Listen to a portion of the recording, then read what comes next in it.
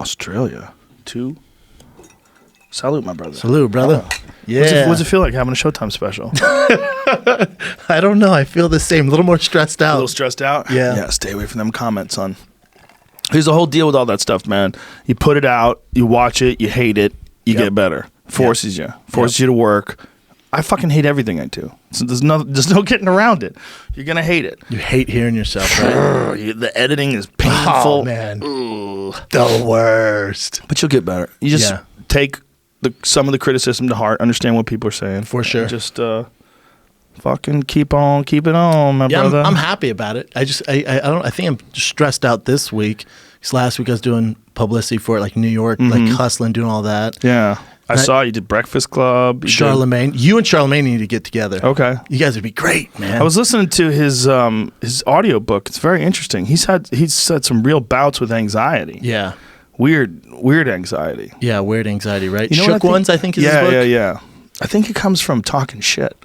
I think when you talk a lot of shit, you worry about shit coming back at you, and you're like, Jesus, what did I say? At least that's how it is for me. It depends. If it's like legit, like when me and Dana were going at it, I was stressed. Yeah, because I just don't want that because it brings out like the evilness in people. You know, everyone's like, oh, I hope he tears him up. Oh, I hope he responds. Jump in. Yeah, and then you're like, oh, I don't really want this. Did you see Gaffigan and Neil Brennan? No. Dude. No way. Gaffigan lit Neil Brennan on fire and shit on his embers. No. Yes, for what? Did. Neil started it. Why? Neil started it. I'm gonna send it to Jamie. Oh, I'm so excited in my for Sober this. October text message group. And listen, I love Neil. Oh, Neil's one of my favorite people. When someone gets roasted, someone gets roasted. Yeah, there's nothing. And it's even better because he started it. He started it for no reason. Oh, no. Yeah. He tried to be snarky. Here, Jamie, I'm sending this to you right now. Jim Gaffigan is a monster. Fantastic in Transylvania 3. Was he? Oh, amazing. Oh, I saw that. Van Helsing. Which one was he? He was Van Helsing. Was he really? Yeah. Oh, my God, it's amazing. Great. I love those movies. Love them. They're fun. I love when my son gets into that stuff. The fucking animation today is so incredible. I find myself sitting there watching the animation going, this is amazing. The shading and just the detail of it. Where you can get into it, where even if it's meant for kids, as a parent, I'm good, man. Did you watch The Despicable Me's? Oh, yeah. They're great. They're great. Part 3 is amazing. All 3 of them are great. But I love Part 3 with the 80s soundtrack. And it's the guy, the creator from South Park. And isn't there another one with just the fucking yellow dudes? The Minions. Yes, that's good too. That's good too. Yeah, I saw that one. A little long. Towards the end, it gets a little weird when they get to London, but very good. Yeah. They're good, man. Yeah. I it's love funny them. when you... So this is to text Brennan. I'm nervous. So what happens is Gaffigan puts up a thing saying, hey, why are you looking at your phone? You could be watching my Netflix special. I made them all for you. And Neil says, which one has the joke about food? You say like a food, and then you talk about it, and I'd be over here dying. And then Gaffigan says, Neil, it's the special where I have 3 microphones. One microphone is for jokes I pretend I can't remember that I read off a card. One mic is for emotional manipulation of the audience. And one microphone is for mentioning the Chappelle Show and celebrity friends. Boom. Oh. That's like awkward. That's like one of those bombs that goes off in the distance. You just hear boom. And we're just like this with... You got a little frisky. What happened? You got a little frisky. Sometimes those guys fire back. Yep. Sometimes those guys fire back. Got a little vulnerable spot right there. The liver was exposed. And with Neil just bowed out. Thank you for your time. Like, thank you. Yeah, you're supposed to bow out there. You didn't do... You fucked up. You're supposed to say, ouch. You got me. Like, or something. Damn, just joking, man. Yeah. Like sometimes when King of the Sting, Theo and I roast each other, and he's so good at it, sometimes I was like, I'm going to sit out, man. Just go. Go ahead, man. I got nothing. I've ran out of material, Theo. Go ahead, bro. Some of the things he says are so Theo. Like Theo is like, there's a few guys. Theo's one of them. Sebastian's another one that have like a style of comedy that you will never be able to explain to someone. They got to go see him. Like you got to listen to him. And it's so strange where the King of the Sting podcast is mostly me saying something pretty average, and then Theo just saying the most outlandish thing and me laughing my ass off. It's the funnest show ever. Well, you guys go back and forth at each other. It's very funny. He's so funny, man. Yeah, he's a unique dude. Very unique dude. As unique as they get. Yeah. He's in Australia right now. He goes, yeah. He's in Australia? He's in Australia on tour right now. And he goes, yeah, this is this morning. He goes, yeah, man, got a koala coming to the hotel. And I went, oh, shit, man, those things have chlamydia, so make sure you wash your hands. And he goes, shit, I have some things too. He better wash his hands. It's just like, all right, dude. All right, man. He's so stupid. He's so Shit, I have some things. He better wash his hands. Oh my God, that's funny. But it's legit a koala's coming over to this fucking hotel. That's so Theo. But that's so what I was thinking. funny. Brody was that way too. Brody had that unique style too. He's so special, man. Yeah. Theo's so special. He is very And you just unusual. know it. Yeah. You just know it, man. People were asking what it's like to work with Theo. All you guys, and I said with Theo, it's like he's the LeBron James of comedy. He's so creative. I'm just that shitty coach on the side trying to manage this ball game, not to fuck it up, man. Yeah, he's just. I mean, there's other guys that are funny, but they're funny in like a regular way. Like, oh, he's really good. His jokes are great. Oh, he's got a great presence. He's great on stage. But Theo's like, try to explain that. You can't explain that. You got to go see it. It's a magical cluster of dark magic from New Orleans where he'll say something and I'm like, there's certain guys I can watch and I'll go, oh, he's definitely, his IQ might be higher than mine, but I see how he got there with this premise of a joke. With Theo, I'm like, I have no idea how he got there. It's not happening. You know who gives me stress when I look at his schedule? Russell Peters. Yeah, he's in like he's all over the fucking planet, Iraq man. right now. He goes to Africa for like 6 weeks. Like he's all. You hear Michael Bisping almost got fucking robbed in Africa? Did he really? Yeah, he's doing a movie. What the fuck was he doing in Africa? He's doing a movie and Expendables 19. I don't know what it was. He's doing a movie. He got a little liquored up. His cab dropped him off and said, your hotel's over there. He get out of the cab. He's like, where the fuck's my hotel? The cab driver drives off. And he's like looking around for where the hotel is. And he said like 10 dudes just started rolling up on him saying, I want your wallet. You know, if you want to live, you'll give me your wallet. Damn. Yeah. And is this South Africa or is this South Is this Africa. like South Francis Africa. Ngannou? I think he said Africa? Pretoria. Fuck, man. Yeah, so he ran. And then he got away, obviously. Yeah, he got away. Yeah, but Surprised he didn't get caught, right? Yeah. Black guys. I mean, he's a big fella, you know. And also he can Bisping's fight a big his fella. ass Knows how to off. fight, and they probably could sense that a little bit. But if there's 10 of them, they And usually he's don't give a fuck. probably hammered too. They What might if have it been was- little dudes. What if it was 10 Francis Ngannou's? Oh, Jesus. Then you're giving your wallet and just the homies running Bro, a train. what if there's one Francis Ngannou? What the fuck you gonna do? Nothing. What the fuck you gonna do? Nothing, dude. I love Bisping, man. Eddie Izzard was telling me that when he was running, he ran like 27 marathons in South Africa. And when he went through certain sections of South Africa, they go, stop. You are not running through this area. We're going to put you in a car. We're going to drive you to where it's safe. And then you're going to continue your run. He goes, God but you damn. will get robbed. Like, it's like there's areas where you just will get robbed. I have no interest in going to Africa. Everyone's like, oh, it's beautiful. Very cool. I want to go. You really? Yeah, I want to go. I want to see what those animals look like in the wild. I would love to see, you know, before we fuck Africa up. You got 12 years, they say. Before everything's gone? Before the way humans are fucking up the world, there's no going back. If we don't make a change now. Now it's from the ending sounds like of a Michael little Jackson song. Well, that Changed. that's from the ending of Little Dicky's new video of saving the world, but it does say it's like earth.org. It's like that's a quote from them. I don't think they know. See, the reality is they know there's a real problem with carbon in the environment. They know that human beings have put carbon in the environment in unprecedented levels, and they know that the earth is heating up rapidly. But they don't know like what exactly is going to happen. There's some models they predict. None of them look good. They don't really know. But no one really knows, right? Like some people are like, oh, global warming's not real. Obviously, our president doesn't think it is. It's real. But if you go back to like the 1990s, they were predicting shit was going to happen that never happened. Same thing with the 2000s. But here we are in 2019. We should listen to them because we're definitely fucking up. Definitely fucking up. The You see more- the whales and stuff with like trash in their Plastic, stomach and yeah, dying and birds. That's a giant problem. There's also too many people. Yep. But what are you going to do? Well, there's two schools of thought on that even. The schools of thought on people is what happens is as the world gets more and more westernized, as people start developing careers, people have less and less kids. And that if you look at Japan and you look at some westernized nations, they actually have a shortage of kids.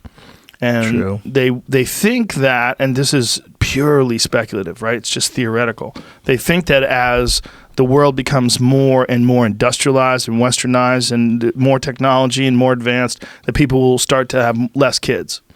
That's a fair point. But also, even Americans, they're having kids later, and I think less as well. Yeah. That's America. But also, isn't there parts of Australia and Africa where no one's really there? So if we had to, we could colonize that and like make it more livable? Bro, the parts of Australia where no one lives, no one wants to live. You don't want to live in the fucking middle Could be where all tough. the crocodiles are and shit. Yeah, but we could figure it out. Yeah, you could figure it out. Shoot a but couple it's crocs, build a fucking loft. snakes everywhere that'll kill you.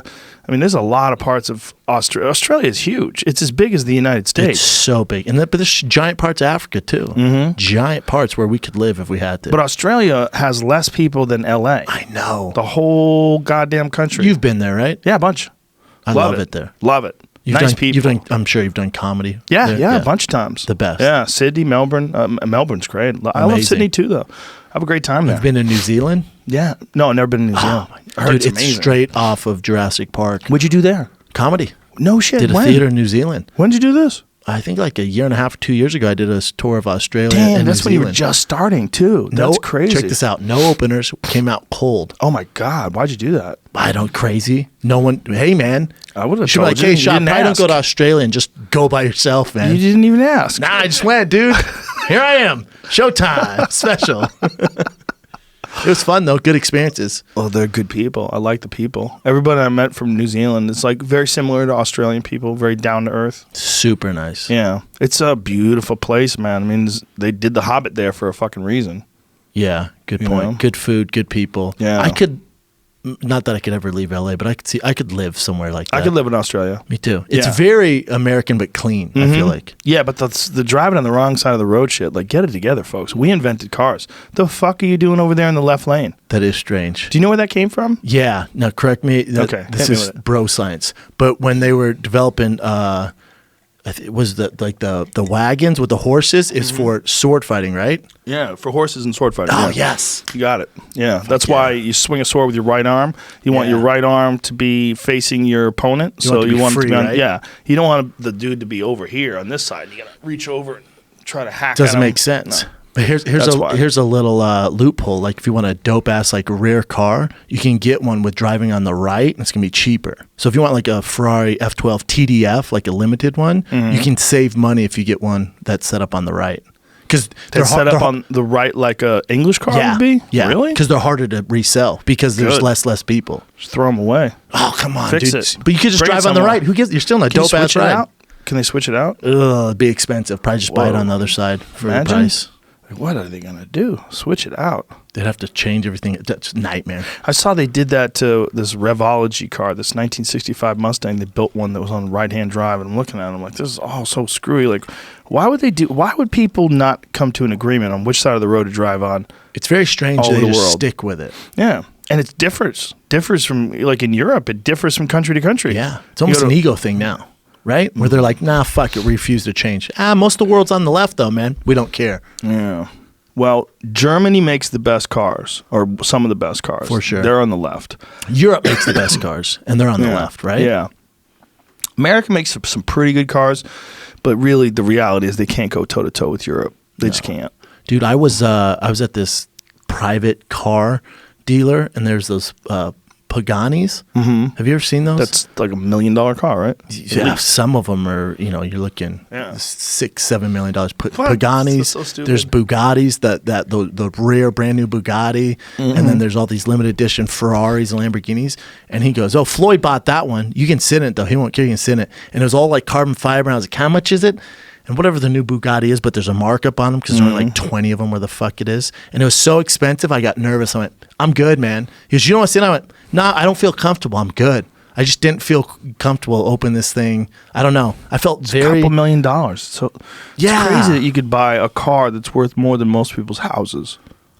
99% of the world's houses. Yeah.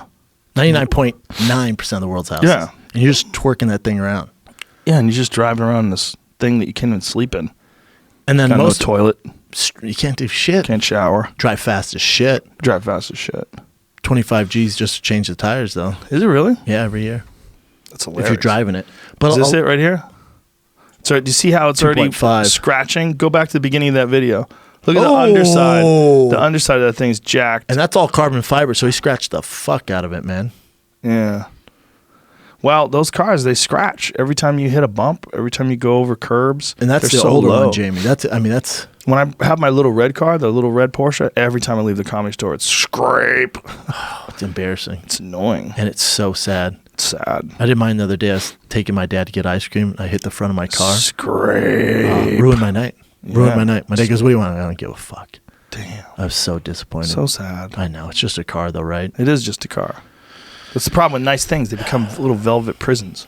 But you got to drive them. Like the dealer I was talking to, where all these freaking dudes buy these $1 million cars. He's like, you know what bothers me is they don't drive them. None of them drive them. For them, it's an investment, and then they flip them years from now. Oh. He goes, we want people that drive the cars. And now what Ferrari's doing, like if you want an Enzo, you want a certain like limited run TDF or the pizza, if you want some of those real limited edition ones, they look at your history because you have to own like the past 10 Ferraris.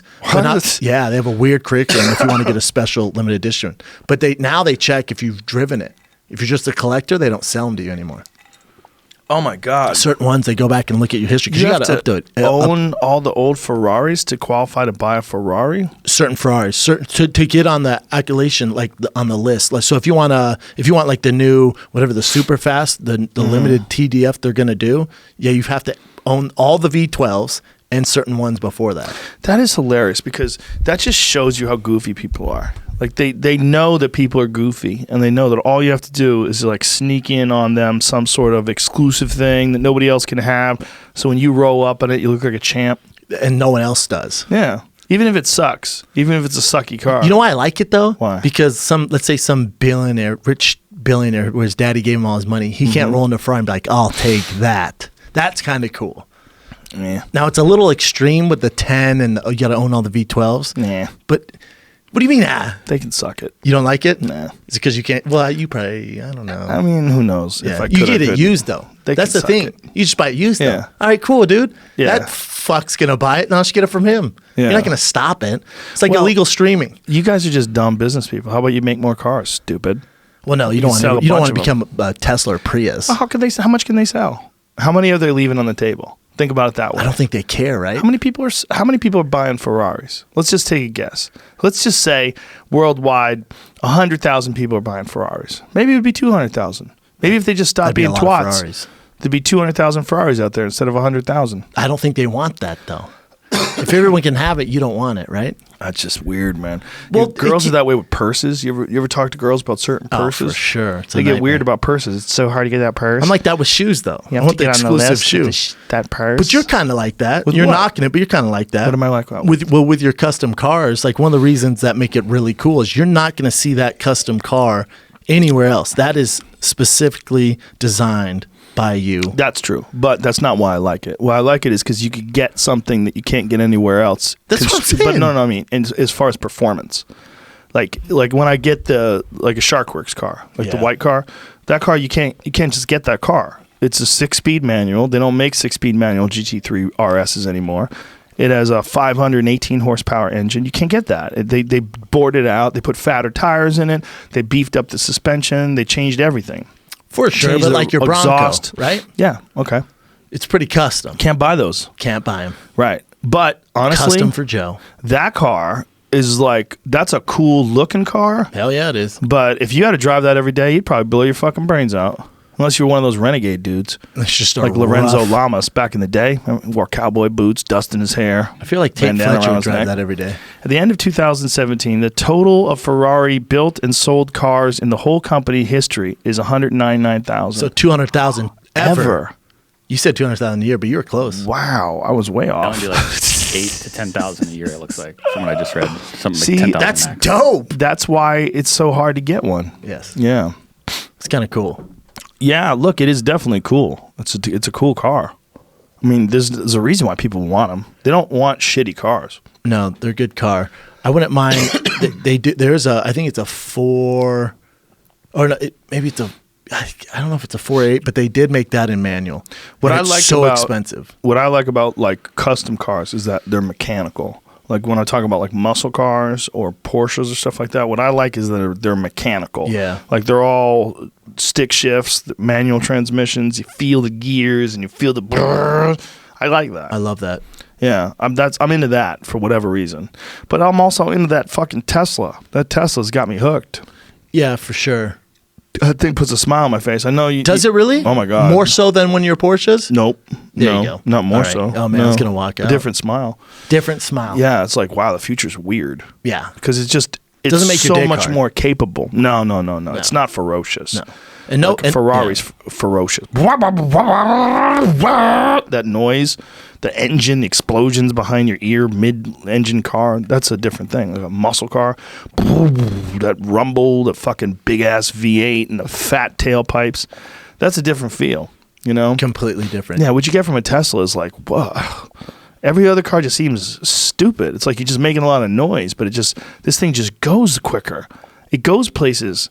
It like what the Tesla does, it violates what you think the laws of driving are in terms of like how quick a car can get from there to there. And it does it with no sound. But, so it's and just strange. there's no torque or anything, right? Oh, It's just 0 to 100. Jesus But Christ. It's just 0 like to 1,000 foot-pounds of torque. But isn't it just like a video game? It throws you back like the craziest roller coaster you've ever been in. Yeah. It goes 0 to 60 in 2.4 seconds. You have the ludicrous one? Yeah. That's all. I always leave it on ludicrous. Yeah, I do. I never switch Never, it off yeah, that why shit. would Like, you? why would I? Yeah. I don't drive it. You don't have to drive it like an asshole, but when you want to, it's right there. Is it using up more of the Oh yeah, it electricity eats when that you use it? battery. Eats that battery, kid. If you want to drive, what do they say? It gets 317 miles. My ass. Right, like grandma drives. Yeah, and like daddy drives, it gets like 170. Like that? It might get 170 the way I drive. They were saying that people applying for driver license, especially kids, like our kids, I don't know if they're even be into cars. Like I was talking to my dad. I went, "How cool is it? Like Tiger's he's been in all these cool cars. Hopefully, he's into cars when he gets older." And my dad's like, "Yeah, maybe if he even wants a driver license, because now it's so low of kids passing the driver license test because they just Uber everywhere. Right. They're like, why? What? Why do I pay for a car? I'm just gonna That Uber, is a man." great thing that you don't have to think about. Like that does help a lot. Like you don't think about being drunk, driving drunk, you know, going to someone's house after the bar. It's You don't cool. have It's to an think. option, but it's Yeah. not cool that kids. There's some freedom about driving. Like there's a good feeling if There you're is. into it. There's also the problem with things like Uber is you're going to get into a car with a person that you don't know. And I'm sure most of them are great. I'm sure. But every now and then you're going to get into a car with someone who's fucking nuts and they're going to have some crazy political podcast on, want to talk to you about Hillary Clinton's emails. There's an and- option now. You know that? Yeah. You can What? click they don't talk to you. Do you want them to talk? No. That's a new option they're doing. They don't have to abide by it. I don't think it's like a preference for the rider. Like, hey, by the way, as I get in your car, I really would prefer you don't talk to me. But the driver is like, you're in my car. Fuck you. I'll Yeah, talk but to you if I most want to. drivers, you're like, oh, he clicked don't talk. If he's like, hey, Yeah. I'd be like, dude, did you see the don't talk? Or Yeah. the move is, hey, you got music up there. Can you turn it up? Then they usually don't talk. But there has been a thing, to your point, where there's been people, faking like the Uber drivers, putting the sign on and murdering women. There's that. Yeah, there has been that. I heard about that recently. Dude, I've been in this and I've been having terrible dreams. I need to get off of it or just figure out how to manage it better. But I was doing a show on Sirius with Jim Norton, and he brought in the guy who basically created Mindhunter. He was this he's interviewed all the serial killers and speaks to them. Yeah. And they brought him in. I think his name's John Douglas. They brought him in. He's just talking. It was fascinating. I was like, oh shit. So I got his book. Almost finished his book. I'm like, this is great, man. And then started listening to a podcast he's on. It's just about like murder and death. And I started looking up all this Charles Manson stuff. And I've been having awful nightmares and been a little depressed. And you know me, it's very rare I'm down. It's just a dark fucking world, man. Yeah, you watch those true crime shows, they'll fuck your head up, man. Dude, it makes you You don't want scared of that. everything. don't But want it's that in your also life. going on. It's going on Right? in very small numbers. Very, very small numbers. But it is going on. What it is like people that have been abused, people that have been fucked up, psychopaths, and people that have been through the correction system, through the penal system. Yeah, that's a lot of it. It's so dark, man. There's not that many of them. And this guy has 3 daughters. I was like, how can you, he was talking about this 7-year-old, terrible story. And I was like, how can you go home, man, and sleep? He's like, eventually, it's just a job. Like, it does affect me a little bit, I'm like, do you just lock up your kids? Like, I'd be like, just from hearing you, I don't want my son going to school. I don't want him leaving. He's like, nah, you learn to manage it. And he did say that. He's like, this is the exception. Like, there's some dark stuff out there. But these gentlemen he interviewed, Charles Manson, he was saying how he's 5'2", and he always has to speak over you, no matter what's going on. So they were in this room. There's 3 people, and Charles Manson, he got on a chair and stood over him and shouted down to him. What was he saying? I don't probably try and convert him into his You fucking made cult. me, man. You people made me eat your garbage, man. Hey, man. Man, I'm a product of your society, man. He's fucking crazy. He was crazy. He had He's a dead as quote, though. fuck. He has a quote, though, I was reading. Again, I'm too into it, man. I'm quoting Charles Manson. What's going on with my life? He was saying that it used to be like you were the exception when you're crazy. Now everybody's crazy. That's what Manson was saying? Yeah. He's like, used to be kind of cool, the in thing to be crazy. Now in society, everybody's crazy. Well, he made it popular. The fuck? Do you know how popular that fucking crazy serial killer is and all his followers? Oh, my God. Even to this day, like I was reading this article in Rolling Stones, how many books and even merch, and to buy locks of his hair is $50,000. It's going for $50,000 to buy locks of his hair, and how he sells merch. That's $50,000 insane. for locks of his hair? Yeah, How much is a lock? Like, what does that get you? I don't know. Like, you could I cut lost a lock out on up the. in I half. lost out on the bid. Cut a lock in half. You know what I'm saying? What's like, up? who's to say how many? Joe, let's split it. Put it in here, who's bro. to say how many hairs What's is up, in man? a lock? Yeah, no. How Could much be you a think big piece though. What if he shaves his balls and you give like a saran wrap baggie of his pubes? How much is that worth? 100 G's. Piece of his Probably. dick piece. 100 G's, dude. Charles Manson dick piece. He was married when he died. The crazy bitches find serial killers in jail and marry them. Happened with Richard Ramirez, the Night Stalker. Yeah, there's Happens some with a lot of sexual people. thing to it, right? Yeah, some women want to be around killers, and even in particular, guys have killed women. How crazy is that? It's very crazy. Can you imagine when your daughter's, when they're, let's say, 22, Marries a serial killer. in prison? At least you know she's not going to die, but safe. Look, there's people out there, I don't have to tell you, that do a fucking terrible job of raising their kids. You know, it's one of the reasons why people like you, people like me, people that get into being a parent that really enjoy it, when you see something like that, it's even more disturbing because you know that when you see a serial killer or someone who's fucked up, that person was a baby that had a terrible life, like almost always. They just got a shitty roll of the dice. They got bad parents. It's usually the moms. It's the relationship with the moms that fuck them up. Not so much the fathers. Usually the mother-son relationship. Really? Yeah, it's usually always mother-son, and that's what usually causes the horrible... That's why Norman Bates from Psycho was so dead on, right? Yep.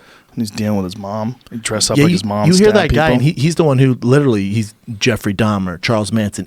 When there's something he was talking about John Bonet, which, you know, I'm from Denver, went to school in Boulder. That was the John Bonet Ramsey murder case was such a big deal. Yeah. And they still can't sell that house. They can't sell it. No, I had a buddy, my strength coach, Doc Crease, rented it. It was like, fuck a ghost, and moved in there. Like, right after the murders. Anyway, so... How did he handle it? Did he freak out? No, he's cool. He's from Louisiana, like real tough dude. Didn't give a fuck. It's He like says he Theo. didn't give a They're fuck. missing a chromosome down there. Yeah, you'd be pretty crazy to move in there. It was a great deal, and it was a great spot. It was for sale for years. For man. years. I think they might have knocked it down. They should. I drove to the O.J. Simpson. They should knock murder it down. place. They should take out all the dirt and replace it with new dirt. Yeah, they should That's just what they knock should do. down everything. Just knock it down and dig a hole all the way to hell. Whatever the fuck dirt was there. It's so dirty, man. But that dude, he was just talking, and it was fascinating. I didn't say a word. And then we went to John Bonet. I'm like, ooh, I'm going to chime in here because I know this case, and I know it well. And Jim asked him a question. Then it was like my time to jump in. I go, yeah, but it's probably the parents, right? Or maybe the son. And he hasn't acknowledged me this entire interview. I don't know if Jim noted this. And he goes, what'd you say? I goes... And I could tell I fucked up. I go, it's probably the parents or the son, right? And he goes, absolutely not. Absolutely not, Brendan. And then goes on how ridiculously of an assumption that is. And I go, well, who does he think did it? It's not them. He goes, the problem is the narrative that got painted outside of that when the media was going crazy, and even the Boulder police, he goes, they were so far off, and he listed like 10 reasons why it wasn't them, and I kind of felt like an idiot. I went, very cool, I'll buy the book. I'm going to shut the fuck up now. The only problem was that a handwriting expert had connected the mother's handwriting to the ransom note. Dude, dude, get him on this podcast. Be fucking fascinating. He's doing promotion right now. I mean, I have no idea who killed Johnny Ramsey. Douglas. This but guy I do does. remember. I don't think he knows. No, he knows it. He can tell you from his 70 years of experience dealing with murders, it's not the parents, but he had like evidence why it wasn't. Because I said the same things, right? I'm balls deep in John Bonet. I grew up around it. It was like such a culture phenomenon. But did he say who he thinks it is? Yeah, he did. And I forget, but it's not the parents. Someone who's alive? I don't know. You got to have him on. Okay. It was so. I'm telling you, I've listened to a shitload of shows, and I was so into this, man. I didn't even promote my special. I was there to promote my special. I didn't say a word. Yeah. I made one stupid comment about John Bonet's family, and then he was like, "Shut the fuck up." Those fucking shows are very compelling, man. Why do you think that is? Crime shows. Why do you think? Why are we? Well, like, why am I drawn to? Am I fucked up? Like, No. why am I drawn to this serial killer if shit? you are fucked up, you're just like everybody else. Because Why those did I shows buy are Charles super Manson's popular. pubes on eBay? How much did you pay? 70 G's, man. Can you imagine? 70 G. But his pubes, they plucked him out, so it has some DNA in him. Dude. You could recreate Charles Manson. What is this? Oh. Charles Manson's hair. $2,400. That's a This steal. is for a bag of hair off the head of Charles Manson. It was obtained July 2016 from an associate of Charles Manson. Oh no, that's A weak, dude. COA will be certificate of authenticity will be included upon purchase. By the way, there are no certificates of authenticity when it comes to Charles Manson's hair. It's not like there's an accrediting body. Who's like, They're it's his DNA. It's definitely him. we go over every aspect of this purchase. That shit's weak though, man. You want that 1970s hair strain. You don't Yeah. want the updated shit. You want It's to all be gray. there when he cuts it off, really. Yeah, you want to film him cutting it off, and then you want to vacuum seal it and sign it and film the whole thing. You put it in one of them fucking vacuum bags and then sell it. and then seal it. Yeah, that way no one's touched it. Chops right off his hair. You got video footage of it. You got video footage of him autographing the bag. What the fuck is wrong with us? Why are we talking about this? It's fascinating to me. Did you watch the Game of Thrones finale? Did you get bummed out? You know what? It's like somebody else wrote it. I think they did. Yeah, it's very strange. I thought they did. I did like season 8, not as good as the other seasons. Hey, let's it was fucking let's good. let everybody know right now. Spoiler alert. Hold up. What is today? Thursday? Yeah. But some people Was have it jobs. Sunday? Some people have jobs, Brendan. Sunday? Some people work all day. 4 days? Some people work all day. I heard the New York Times like put it on the front page of the paper on Monday. Yeah, So, we're like, clear, bro. That's a series cunts. finale. We're I clear, think you're dude. allowed Yeah, to. but they did that because they can do that, not because they should do that. Nah, whatever. The next day's a little well, I think movies is you got a week. Movies you got a week. TV show 2 days. Damn. Especially for that. What are we not supposed to talk about it because you're busy? That's insane. Yeah. Did you that's like exactly what it is. No, I didn't. it? I left didn't- unsatisfied. I left unsatisfied. When they made, spoiler alert, Homeboy the King, I was like, what in the fuck are you talking about? He didn't even want it. The whole Not only that, fucking All of season. a sudden, everybody's fighting to the death over who's the king. They're ready to stab their brother, kill their mom. They'll kill anybody. They'll betray lovers. But now this guy's like, all right, I'll take it. And everyone's like, you should be the king. They're like, okay. Like, and that they all works. agree. And how about that one guy that just stood up and is like, maybe I could be the king? They're like, sit down. She like, said, "Sit what down, is this? bitch." The Sopranos? Like, what are you doing? It was Like, strange. Who is this guy? Bobby Who Lee is had that guy? Bobby Lee had the greatest. I thought it was such a good ending. So he says when everyone goes, when they're deciding who to be the king, and then homeboy who's crippled is like, I'll do it. And then when they're wheeling him away, he just looks over and he has the fucking White Walker eye, Ooh, that would work. and then it closes. You know what should have happened? That's Bobby Lee's idea. Jon Snow should have fought to the death with that dude who has no dick. Yeah, I want to see that They should shit, have fought dude. to the death. They hated each other. Yeah, they hated each other. And how about that dude was like, yeah, he just cool, like, we'll yeah, let you you go. killed my girl. See ya. No big deal. Just The you fuck? get on the boat. What the Yeah, fuck that's was that, just dude? there's no way. They should have fought to the death. 100%. Did you like episode 3? I'll tell you what I liked. The- I like when the hound knocked the mountain off into the fire. That was dope. That was poetic justice. That was a That shit- dope and he died by scene. fire? That was a dope scene. That shit was dope. The best scene in the whole fucking series, though, was Red Wedding. the best scene in the whole fucking series when she was telling that dude that he betrayed her, and then from the darkness the dragon's face appears, and you're like, oh Jesus! As far as a powerful scene, those dragons are so fucking so cool. scary. I'm so happy there's people out there that do special effects like that. That shit was dope. Because it used to be kind of like semi-corny. Like super corny. You remember what was that movie? There was a good dragon movie with Matthew McConaughey, back when Matthew McConaughey was jacked.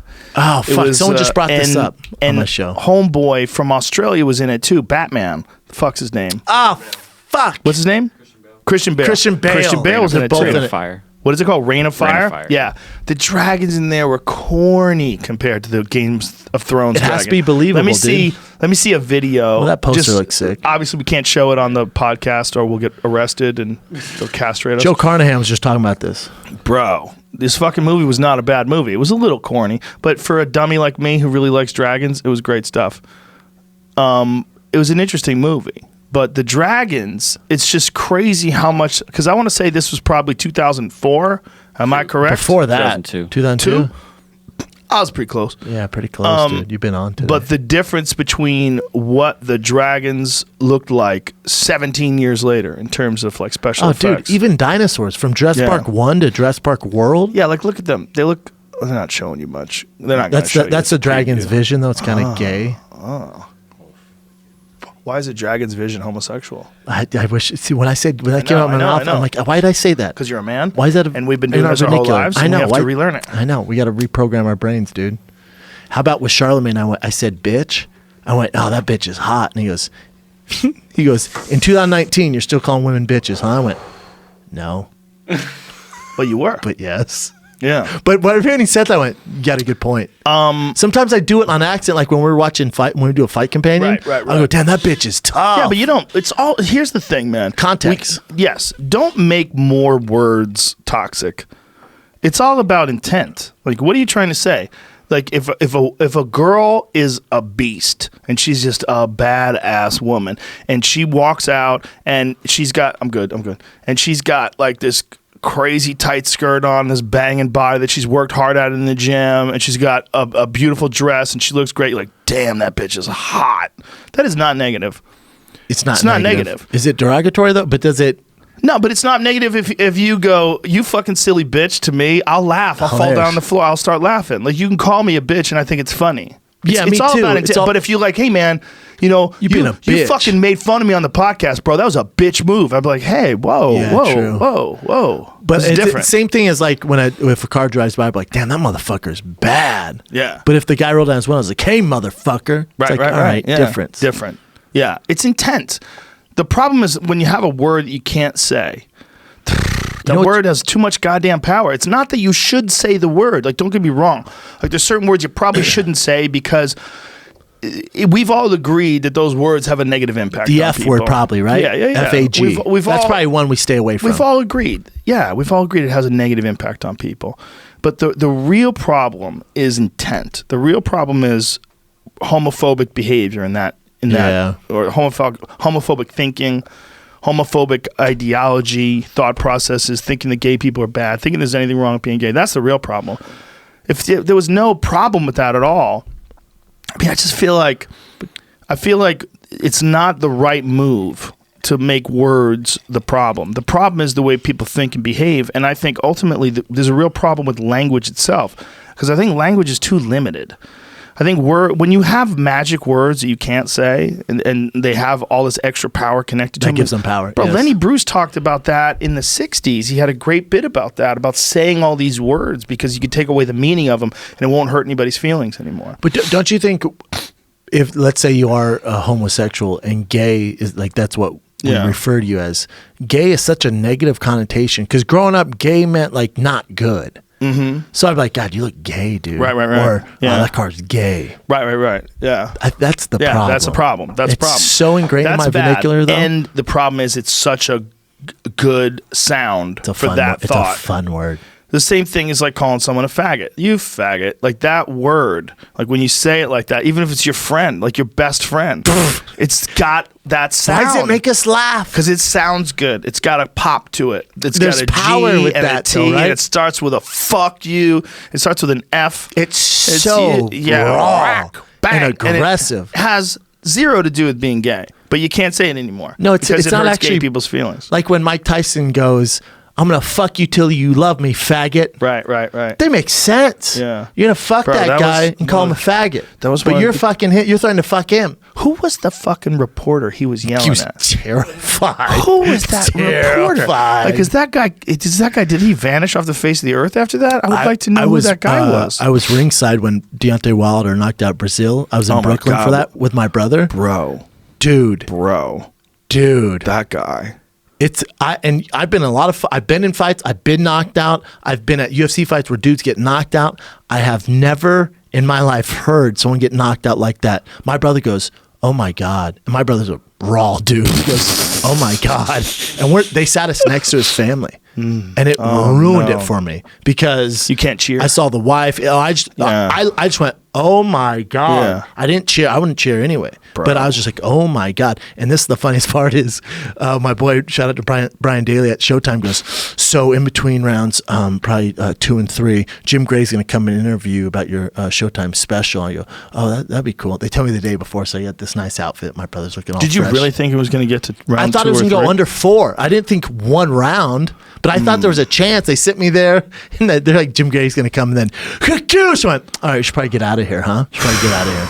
Deontay. Dude, Wow, I'm telling you, man. He's something special. He's so special, man. Yeah. He's such a good dude. You've had him on. Fury on here, though. I had him on too. Oh, that's right. You had He was Wilder on. amazing. He's great. We had a great time. How passionate is he? He's a sweetheart. He's like a really nice guy. That too. was my problem with him going, "Oh, I want to murder this guy. Yeah. I want to kill this guy, and I want to exercise my right." I'm like, I expect that from these, for lack of a better term, these animals, these guys who aren't at your level. But he's such a good person. I'm like, dude, don't do that. Well, I Because think then he can paint you into that box. I believe that's going to just go away. But it did. It's gone now. It's gone. It's gone. His performance is so spectacular. I think it goes away. But I think it's also, that was his legitimate mindset at that time. You know, I mean, that guy, if you listen to my podcast when I interviewed him and talked about how he got into boxing because of his daughter, he's doing it on yours as well. Yeah. Talk about that. Yeah. That's a special person, man. I mean, he became a bronze medalist in the Olympics after a year and a half of boxing. That's insane. That's how special he is. That's insane, man. You got to imagine if he was in a year and a half of boxing and he's entering into the Olympics, he's going to be having matches against guys who have 10 years experience, easy. Hundreds of fights more. Hundreds than him. of Amateur fights, hundreds and and hundreds. he's got like virtually no experience, and he's not like the slickest guy in the world either. So he has to be able to take a shot, but he's got 2 giant advantages: huge reach and ridiculous power. And I think athleticism. because of the fact that he's not a big heavyweight, I don't think he gets as tired as they do. I agree. But think he there's came in something this to last that. fight, the heaviest he's ever been. He came in at 223. I went, Did he really? Yeah, I went, that's interesting because usually 214, 213. Dude, look at this. That motherfucker, he punches so hard, man. He's the scariest heavyweight knockout artist since Mike Tyson. 100%. When he was walking Right? out, Will you agree I with agree. that? When he was walking out, I looked at my brother. I went, you know how you feel right now? You Mm-hmm. got goosebumps? I went, imagine being on Mike Tyson fighting in his prime. How that fucking crowd must have felt. Yeah. Because when he was walking out, I felt so bad for Brazil because I'm like, we're next to his family. I'm like, he's such an underdog. He's going to get knocked out. It was just a weird feeling. I think we're going to see that with Deontay Wilder. I think Deontay Wilder's the new Mike Tyson. 100%. I think he's the new Mike He Tyson. hits that hard. And what's interesting about him is everyone gives me shit. They're like, you're such a homer because you work for Showtime. No.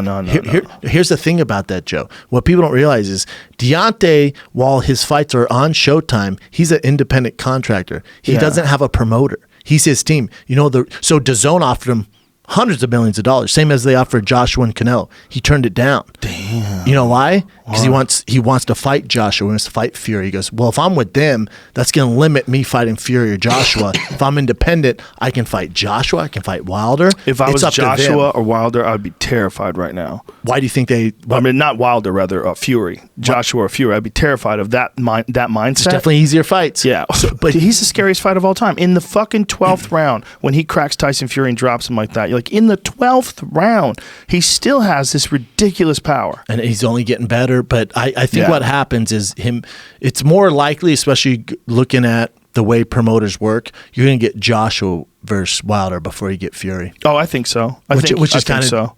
I'll take I'm any. I'll take any of them. Yeah, I'm fine. But I want all three of them. Man. I do. These fucks owe it. These fucks.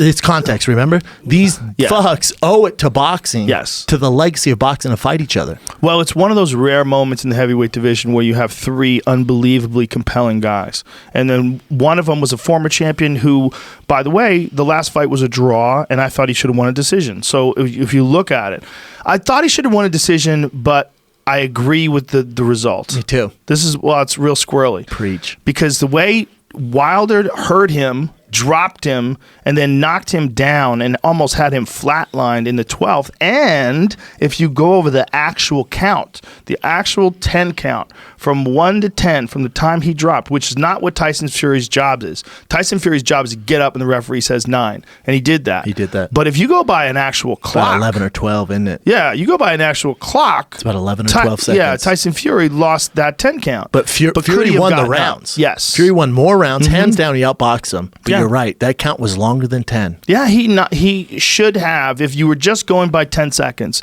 Deontay Wilder has a real argument that he should have won by knockout. Here's the thing.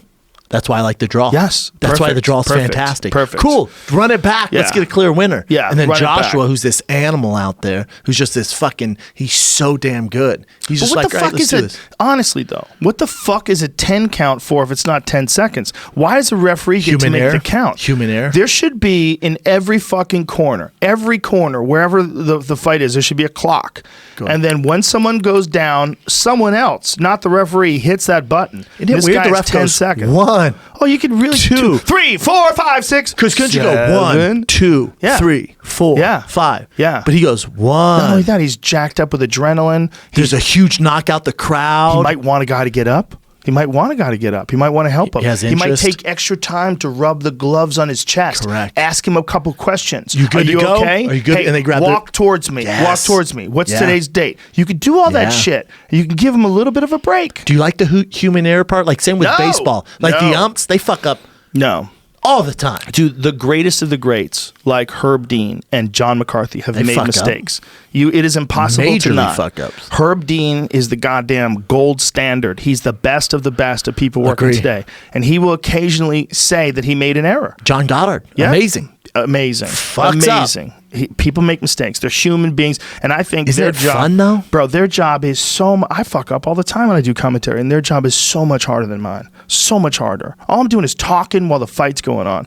What they're deciding if the fight ends. I disagree. But You're the dude- voice to Yeah, the but it's- fucking but masses, bro. It's not that Oh hard. yeah, go to watch do. another organization. Go watch another, or when you're not working, it's But I'm not being it's a different humble. animal. I'm not being humble. I'm just telling you. It's I'm not doing that it for hard. you, brother. I'm telling you, it's a tough fucking gig. Go watch another fight. Go watch DAZN when Canelo fought. It was so bad, it was comical. Who was doing the commentary? Not sure. Doesn't matter. Not good. It was so bad it ruined the fight. Nah, kind of. It was so bad it was entertaining. Well- they were so pro Canelo, and they just weren't. It wasn't professionally What is- done. You know who I like that is in a world of shit right now? You talking MMA or boxing? Boxing. Who? Paulie Malignaggi. Oh, What he's is the best. Why is he spitting on people? What's he doing? Dude, so me- he's a great commentator, man. To me, the best.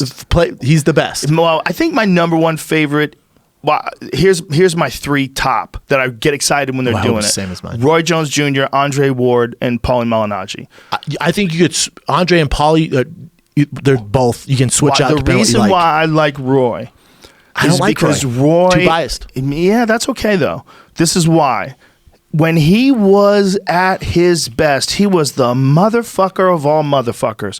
He was like Floyd Mayweather, but he was knocking people dead. Correct. He was putting his hands behind his back and knocking Rooster. people out. Yeah. He was doing shit that no one could do. He was fucking people up. Roy Jones Jr. went on a streak for a long time where he had this freak athleticism and this. He didn't even throw jabs half the time. Don't you He think threw it's lead left underappreciated? hooks. Oh my God! So Like, because no the one end really of his talks career. about him. Well, when Glenn Johnson KO'd him, when Magic Man KO'd him. Yeah, but he had this run of greatness that we should appreciate. Oh, yeah. Like when I think of Anderson Silva, I don't think of him bitching out because his knee got kicked against Cannonier. No. I think of Anderson Silva Of course. fucking front kicking Vitor Belfort, Of course. front kicking fucking all these guys. Like, Of course. I think of that. Yeah, So of it's weird course. with Roy. I think because he's he just got knocked down in Russia like 6 days ago or whatever. Did he really? No, but you recently got knocked down in Russia. But I thought he won his last fight. I think he won his last fight. That's going to be his last fight. Hopefully. See, I don't. Yeah. Paulie's amazing though. But Paulie, when he was going to fight that bare knuckle, I went on a little bit of rant on me and Paulie are close, man. I went on a rant house saying I don't think he should do it, and I feel like he's punching down. He's one of the best commentators. He has a job so many people want. Then of course me and Paulie work together, so we're breaking down the Wilder Brazil fight in New York, and there was this weird. Paulie's gonna hear this. I felt like there was this weird kind of.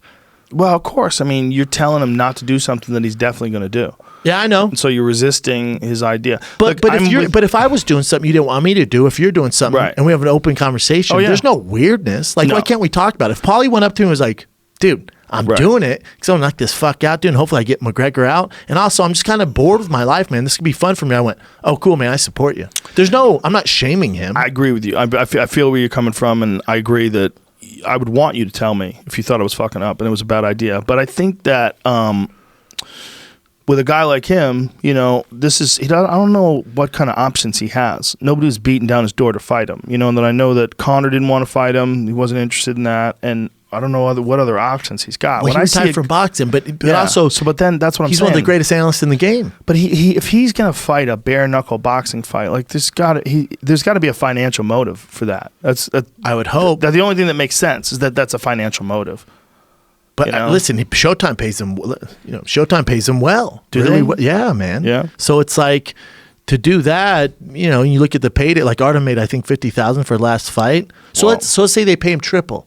Let's say he pay him quadruple. Let's say he's make what is that? Fucking $250,000. Is that enough to do a bare knuckle fight when you're making six figures? You could get your face fucked up too. That's the reality of those knuckles, man. I'm changing my tune a little bit, but not all the way. Come on, you got to change your tune, bit. Joe, a little bit. But here's the thing: like you do get cut up more in bare knuckle boxing, but you're also not kicking or using takedowns or anything else in bare knuckle boxing. I think it'd be way more brutal if there was takedown and kicks, because with the I don't think the best guy wins also in bare knuckle, because Paulie has way more fighting experience than Artem, right? So he's got more scar tissue. So if there's a guy with a ton of scar tissue, your face opens up it looks like a murder scene. It looks like a Charles Manson murder scene because of the knuckles. Yeah, the knuckles cut you up quick. You might land 7 shots to his 2, but your face is fucked up. But listen, nothing cuts you up more than elbows, and elbows are 100% legal in the UFC. And the scariest, hard to pull off, though, unless it's ground and pound. Yeah, like standing. I can't. John can. Well, he does that. How about Johnny Walker?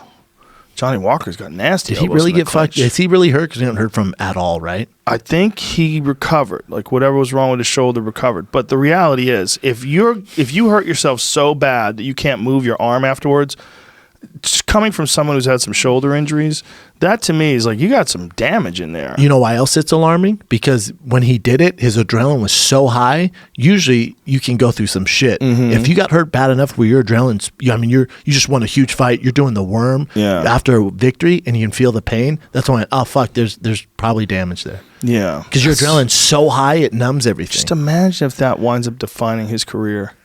He developed shoulder problems. I hope not. Well, Glover's had some serious shoulder problems ever since the John fight. He's also 70 years old. How dare you? He's been fighting in Brazil since he was 3. But when John grabbed his arm and yanked it, back when Glover was the top contender, remember? Yeah, John got him in that overhook and ripped his fucking arm up. I'm like, bro, that was I never saw anybody do that before. I was like, that's genius. That's a really smart thing because you're fucking super vulnerable in that position. No one really thinks about it. He just grabs and goes, yep. Just yanked it. He fucked his shoulder up. John's the GOAT. Hands down. He's not even close. Well, it's him, and the best expression in terms of like what I've seen in the octagon is Mighty Mouse, but he just didn't fight the level of competition, except for Cejudo. We're finding out Cejudo's the fucking man. Here's the thing we're with definitely that, though, finding Joe. that out. So, and Mighty Mouse, I love fucking Mighty Mouse. Him or John can do one or two. The problem with him being number one is that weight class, the margin of error is way higher. So if I zig left when I should have zigged right, I'm not getting knocked out. I can learn from him, go back. If John zigs left when she went right by Glover, he's getting knocked the fuck out. Maybe. So the margin of error is so small. John can take a shot, but if it's Rumble Johnson, he's getting knocked out. Maybe. Yeah. We don't know. John's that good. But the thing is, the thing was the Mighty Mouse. So when he beat Cejudo, right? Cejudo had 7 fights the first time. Smoked him. Cejudo gains experience, then he beats him. Mm-hmm. Yeah. So that takes the pound for pound. That takes a little off of Mighty Mouse. But I think he's Did two. you agree and with John's the decision when Cejudo beat him? It's so tough to tell, man. Yeah. It's tough. It's fucking. Listen, if they would have gave it to Mighty Mouse, I wouldn't have been mad at it. I wouldn't have been mad either. Dude, how about your boy Sage Northcutt? Yeah, Cosmo Alexander. Cosmo killed a guy. He's a beast. Did he? Sage is still in the hospital. 17 fractures in his face. Yeah, no, he's still in the One I thought you meant he championship actually said, killed a guy outside of that. No, he because basically did. Sergey Kovalov did. Yeah, I know. Kovalov killed a guy in a fight. Cosmo Alexander is a world-class Muay Thai fighter. I mean, John Wayne Parr fought him. You know, he fought Nicky Holtzkin. He's world-class. As far as striking, it's a completely different level. But I guess because it was an MMA fight, he was willing to take it. But they fought stand-up. Poor management. And Sage took that karate stance, and the dude circled off to his right and landed that fucking right hand, and it was on the buzz. That's the hardest right hand I've ever seen. Can you imagine? I can't think just from a world class striker with 4-ounce gloves on, and he's circling into the right. Yeah, and it's like a fucking bomb. It's pretty goddamn strong, and Cosmo's a beast of a man. I mean, he's a big, thick dude. See, I mean, a big, thick dude with multiple world titles to his name. Don't you feel bad for Did you feel bad for Sage? Yeah, it's a terrible matchup. I don't know why they agreed to let him fight that guy. Boom! It's just not smart because the kickboxing, the stand up, like he doesn't have the experience. No. Sage is good. He's very good, but these kind of losses are terrible for his future. Because they're mismanagement losses, in my opinion. Agree. I think Sage is 22? Like, look at that punch that lands. I mean, that is ferocious. From a world-class striker. Yeah, I mean, that's supposed to circle left. Full blast, too. That is a full blast shot. Supposed to circle right. You can't get hit cleaner than that. No, you can't even hit it'd be hard to hit a fucking But meanwhile, when he fought, you ever seen him when he fought Nicky Holtzkin? Cosmo? Yeah. Yeah, he got outclassed for Nicky sure. Holtzkin fucked him up. Here's the thing. Levels. There's levels, but in MMA, Sage isn't even they shouldn't be sharing the same ring. Well, if I'm on championship though, deal. why would I bring this stud, this American stud who looks like Ryu from Street Fighter and go, hey, first fight, here's the most world-class striker we got on the roster? Well, because they want him to be tested. And I think that if I was Chatri, I would be looking at it like this. When a guy like Eddie Alvarez gets KO'd, or a guy like Sage Northcutt gets KO'd, or a guy like Mighty Mouse gets tagged and has a real fight on his hands, then you're showing the whole world, like, hey, these guys that are coming over here that are world-class fighters, they're fighting world-class fighters. And they're getting knocked out. I get that. Here on the other, it's a great thing for him, I think. Certain. So with Eddie Alvarez, veteran, he should be fighting Hall of Famer, Bellator champ, UFC champ. Give him the best you got. He's seen it all. Right. It's gonna be tough to get burned past him. Sage Northcutt, Mighty Mouse, give him the best you got. He's seen it all. Good luck getting past him. Right. Sage Northcutt, you're investing in his future. He's not ready. That's a good point. You've kind of fucked him, man. Well, I think also you're trying to get in the American market. But Cosmo's not an MMA fighter. That's the thing. This is Cosmo's first MMA fight. What if Sage just takes him down and smashes him? That would have been great. Yeah, but I mean, that could have happened too. See, when Cosmo's... That's not Sage style. He's not a grappler. Okay, but he knows how to grapple. Sage has taken guys down in the octagon before. Taking Cosmo down is easier than said. He's trained with me and Rashad at Black Aliens and fuck us up. Did he? Yeah. It's a nightmare. Yeah. So when I saw it for Sage, I'm like, what? Also, are you building Cosmo? He's older, man. Well, he's only 34. 37? Is he? 37 has 1,000 kickboxing matches. Like, you're going to invest in that now? From a business aspect, doesn't make sense to me. I think it does, though, because it shows with 2 giant results over the last 2 months that one has world-class talent there. And I think it makes people pay more attention to one. Not me. It put me off of him. Really? Yeah. Oh, that's crazy. Oh, that's fucked up. No, see, listen, man. I'm a Sage Cosmo fan. is a fucking Muay Thai fighter. I mean, that's his bread and butter. He fights Muay Thai. Stand-up's his bread and butter, yeah. So when Cosmo goes and fights in an MMA fight, you would think at least in one area he's going to be at a disadvantage. If Sage chooses to have a stand-up fight with a world-class stand-up fighter, that's just bad strategy. That's Sage's game, though, especially as a young fighter. It is his game, but he's a mixed martial arts fighter. Then he should become a kickboxer. If that's his game, is just to stand up and strike with people, then just stay a kickboxer. Well, because if you're going to fight, listen, man, if you're going to fight in MMA, you could do everything. What do you want to do in this fight? Don't you want to win? Okay, good. I want you to win. Here's how you win. You don't stand with one of the best fucking strikers in the world. How old is he? 22. God. Sage? Come on. Yeah. Yeah. But you just tell him. This is an He's exercise 22. in strategy. You keep that side stance, that's fine. Bait him in, but then shoot. And just get the clinch and drag that motherfucker to the ground and let's wear him out. I'm with you. Which he's never done in any fight ever. Right. So, but he has taken guys down before. Yeah. But let's say you're Sears' manager and they go, hey, here's Cosmo. I'd go, hold on, let me go through this with you, Sage. Pros. You beat a straight world-class kickboxer in MMA. He's also 37 years old. Not a lot of pros. Cons. Okay, but he's 37 years old. You can't take him down. He fucking starches you and your face gets broken in 17 places and your career's probably not going well. The trajectory's definitely off the rails. Well, Pros, cons. That's true. It's just, if you look at the way boxing has always done it, and it's been often criticized, but there's some real good points to it about developing a fighter. You give a guy, a fighter, a difficult fight that you think that he has the advantage in, but it's an advantage that will teach him some things. Like when the guy fights with him, what is this, Jamie? Cosmo's 9th fight was against Sage. Oh, he's had a bunch of MMA fights? Bellator. Why did he say that And he on knocks his, out everybody. He said it on his I don't know. His what the fuck? His Instagram post about it. He's no that joke, he doesn't man. fight MMA. He's no He's fucking knocked joke. everybody out almost. Oh, Jesus Christ. Yeah, starch and everyone. One Look, championship goes, here you go. Yeah, It's been a couple years, I guess. Oh, I see. 2016.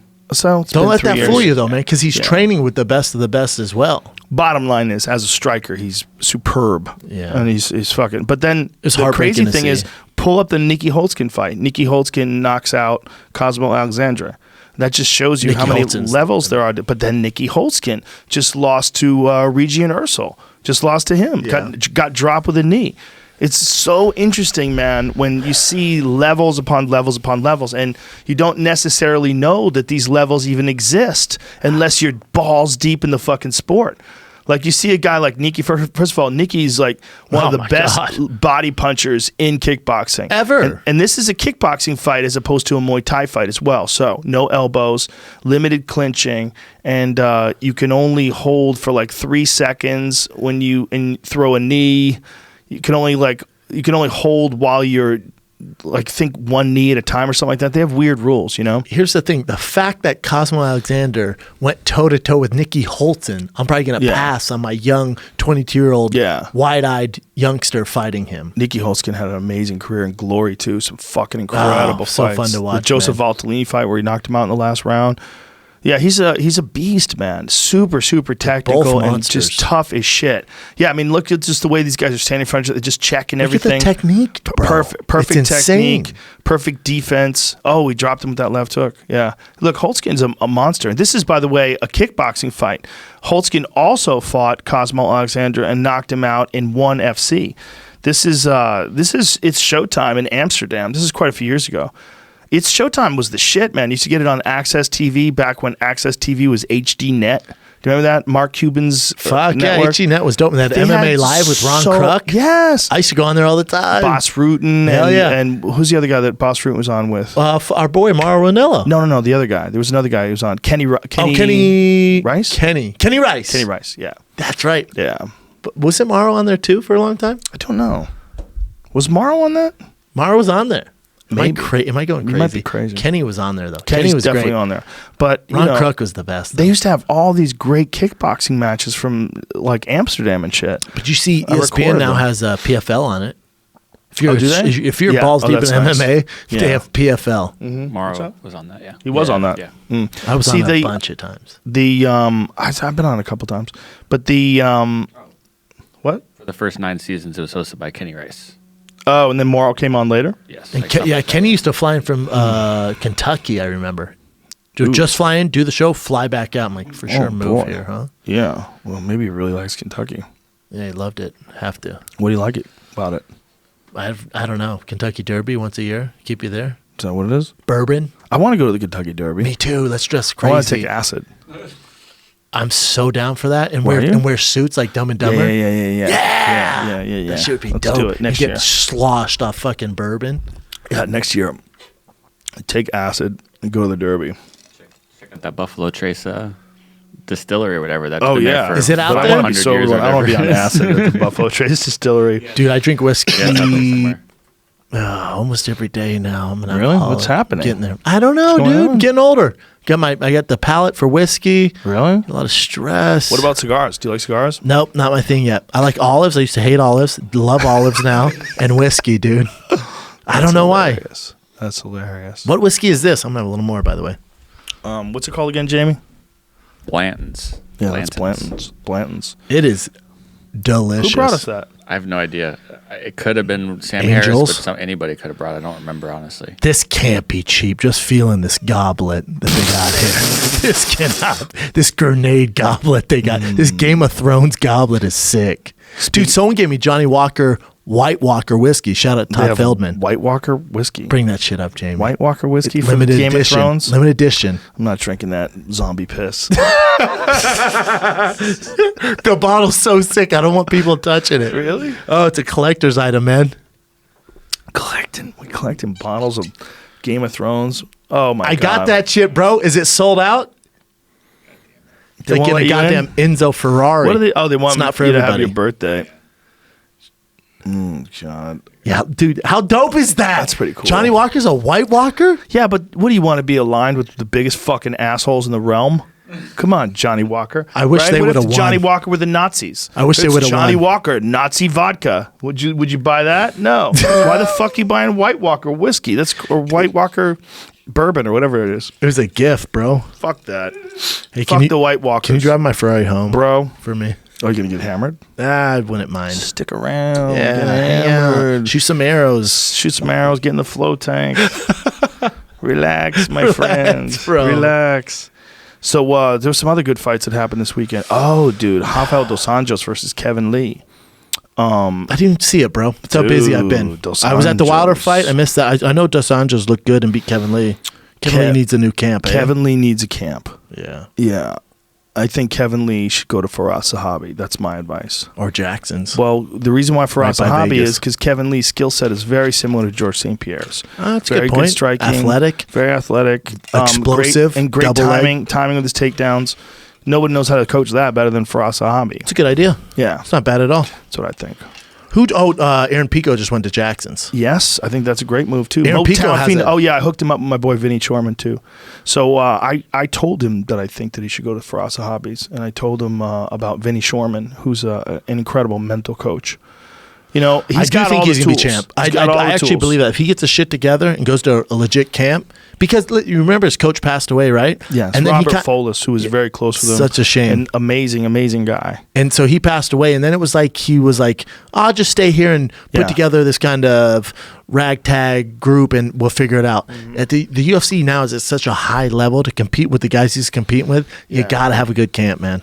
Like a legit yeah. coach, head coach, leader. It's no disrespect to any small camps or small gyms A that little don't bit, have though, the isn't it? experience. No, I'm not. I'm not trying to be. I'm just saying that an athlete has a small fucking window, man. Like Kevin is 26, right? So he's got 10 years. He's Let's be lost what, honest. 3 out of his last 4? Yeah, not good. UFC don't Yeah. play with that shit. And before that, Find he yourself was in the PFL. beating guys in pretty spectacular fashion, right? Robert Folis' death had a tremendous impact on him as a fighter, as a person. And then he fought some really great fighters, too, on top of that, you know? And Al Iaquinta, man, I mean, from the jump of that fight, from the get-go, when he hit him with that spinning back fist, he let him know, like, you're in a dogfight, man. Also, that Tony Ferguson fight was a dog fight. A dogfight. Yeah, these guys have dogfights. And when the Tony Ferguson fight, he had a staph infection, clear, 100%. Yeah, and he looked good though. Yeah, Took and he Tony looked good. down, Took was Tony on top, down, got choked mount, out. got his like mount. he looked fucking Yeah. good, man. Look, when you've had staph before, right? Yeah, it's awful. And the way it drains your Antibiotics. body, It's the way the it drains your antibiotics body. that drains your body. Well, the staph does too. I mean, if you get it to as far as where it is with him, he's in a full infection. He has a full infection, so it's in his bloodstream. But the thing that fucks your cardio and your energy, like like no other. The antibiotics fuck you so bad. They do, but so does the staph, especially when it's that bad. I mean, he's got a giant squirrel growing out of his tit. Remember that? Like, they told DC not to say anything. I saw it immediately. He walked in the octagon. I'm like, he's got staph. I go, that's staph. I love how DC. And then I go, hey, to DC, I go, is that staph? That looks like staph to me. And they go, do not talk about the staph. He goes, that looks like staph to me, Joe. DC doesn't give a fuck. Love him. Like, bitch, you're talking to Daniel Cormier. You can't help him to not talk about staph. The guy who knows staph better than anyone in that goddamn arena. Fuck out of here. It's He's a wrestling coach. Listen, we would be doing a massive disservice to the viewing public if we didn't admit that it was staph. It's part of the drama. It's part of what makes the fights interesting. But my take on Kevin Lee is he's a great guy. I'm gonna have him on again. He's gonna come on again soon. He's the best. He's a great person. I like talking to him. Let me know when you have him on because I'll put him on the food truck diary. Okay, he's great. I'll text you. I'll split after the show. cost with you. Whatever you want. Nah, don't worry about it.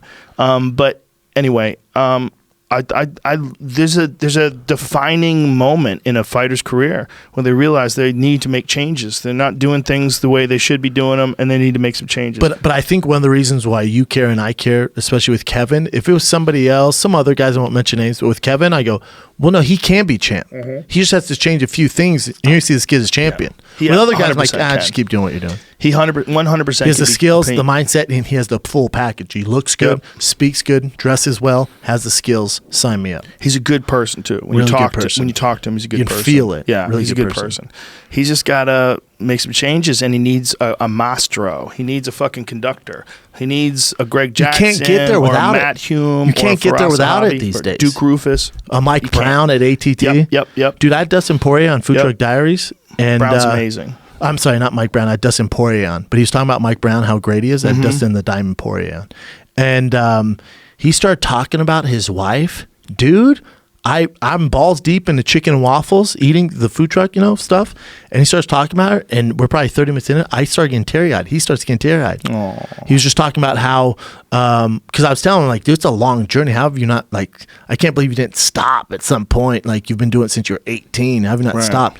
And he goes, he goes, honestly, I haven't said this before, I would have stopped. Like, I've thought about retiring, and my wife told me I can't. She's like giving me these pep talks. I'm like, that's nuts, man. How long have you been with her? He goes, oh, she drove me to my first fight. My first fight before I got out of the car. I get emotional now. He goes, before I got out of the car, she told me you're going to be world champion. Whoa. Dude, I got chill. I'm like, dude, you give me fucking chills. Wow. I'm like, well, not because you are a champ. People are always interim champ. I don't care. That's still part of champion. Beat one of the best fighters on earth. Pound for pound, 145, great. Yeah. Top three greats. He's the best 145 pounder ever. And he's without a doubt one of the best pound for pound fighters in the world. Top three. And Dustin beat him. Yep. Yeah, there's no doubt about it. So he's a champ in some form. He has a belt. And I went, you made it. And I told him, I said, I'm terrible at this, so this is me telling you. This is probably me deflecting what I should be doing. But, you're going to fight Khabib. And I said, I don't give a fuck how that fight goes. You've done it, brother. When you were 18, you decided to go on this journey, become UFC champion. You had all these dreams, your wife, how many sacrifices. You guys have a little girl now, and you're there, man. I said, I don't care if Khabib beat your ass for 5 rounds. You've done it, dude. How crazy. I went, please acknowledge that. Nobody wants to hear that, though. Nobody wants to hear, I don't care if Khabib beats you. But what I'm telling him is you've succeeded. Mission accomplished, brother. Yeah. Mission accomplished. I went, how crazy is that to hear? Mission accomplished. What did he think, though? Probably doesn't think like that. Probably thinks he's still on the quest. I don't think you can. Do you think like that? Do I think the guys who have that weird engine in them don't think like that? I've never felt more, not to make it about, I've never felt more pressure in my life to come up with become a better comic than when I released my special. Of course. I'm like, oh shit, now the work starts. That was whatever. Dude, now I'm the work starts. Never satisfied with myself more than like 15, 20 minutes a week.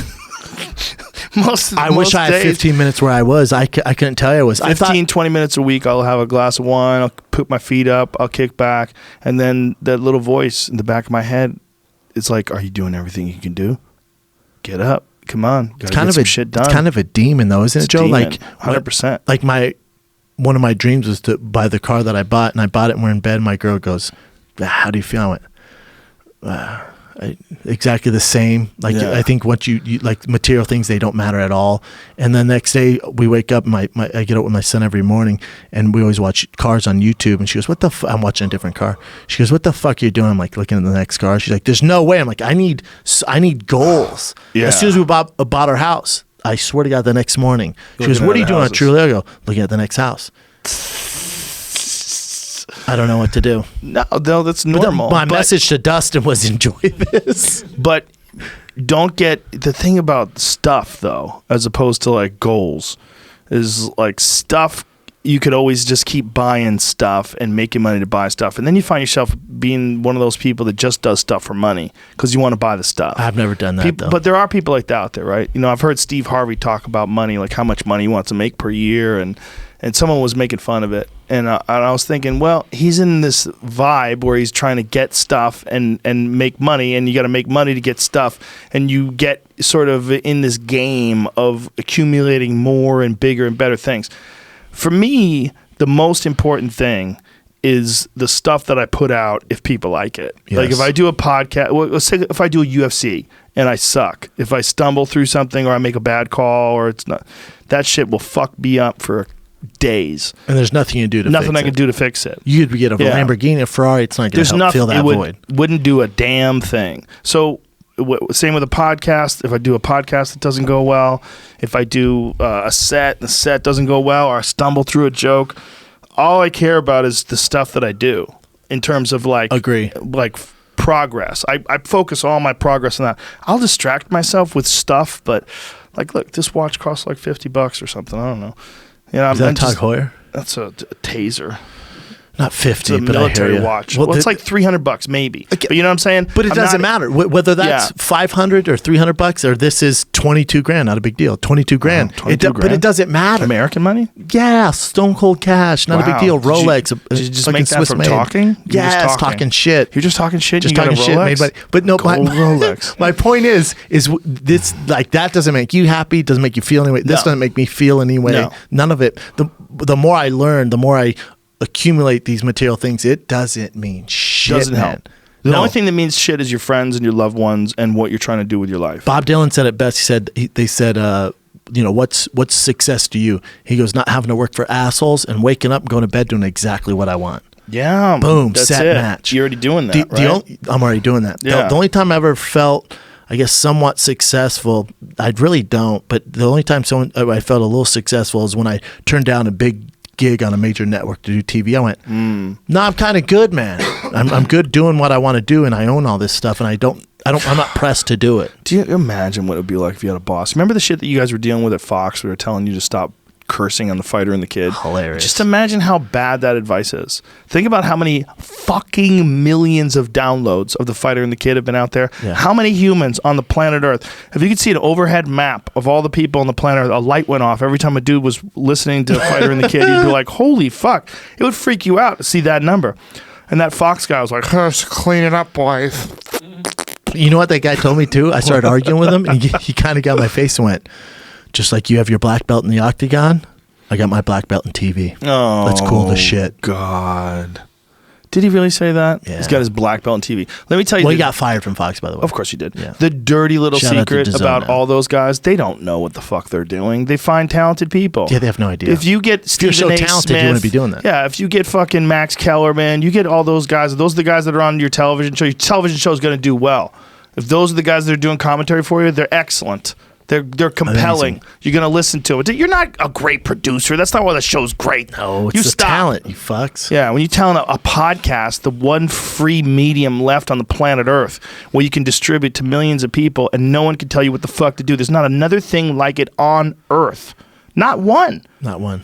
Maybe websites, but it's good Still luck the getting greatest people to form of read. content you can get. Yeah, and to be able to have that with no producer, no executive, no filter, and to have it available to you while you're doing other stuff, right? You could be mowing your lawn right now. It's in your ear. You're running. It's in your ear. You're driving to work. It's in your ear. You're on the subway. It's You in get your to ear. know people too. Like if let's say you were 2019 Jay Leno. That's what you were like. This like doing the shows is equivalent of doing Johnny Carson at the time, right? Let's say you're that guy. Let's say it's that overproduced show. Yeah. No one really gets to know you. Did you No. know Johnny Carson from the Tonight Show? Did you know Jay Leno? No. No, it's when they went on to do stuff after the fact. But now people know you pretty fucking well. People Yeah. know me pretty well, man. Pretty well. Yeah. You're either on That's- board or you're not. Yeah, it's different. It's different. But even Conan talked about that, how, when he was doing the Conan, I heard him on Howard Stern, and he was doing.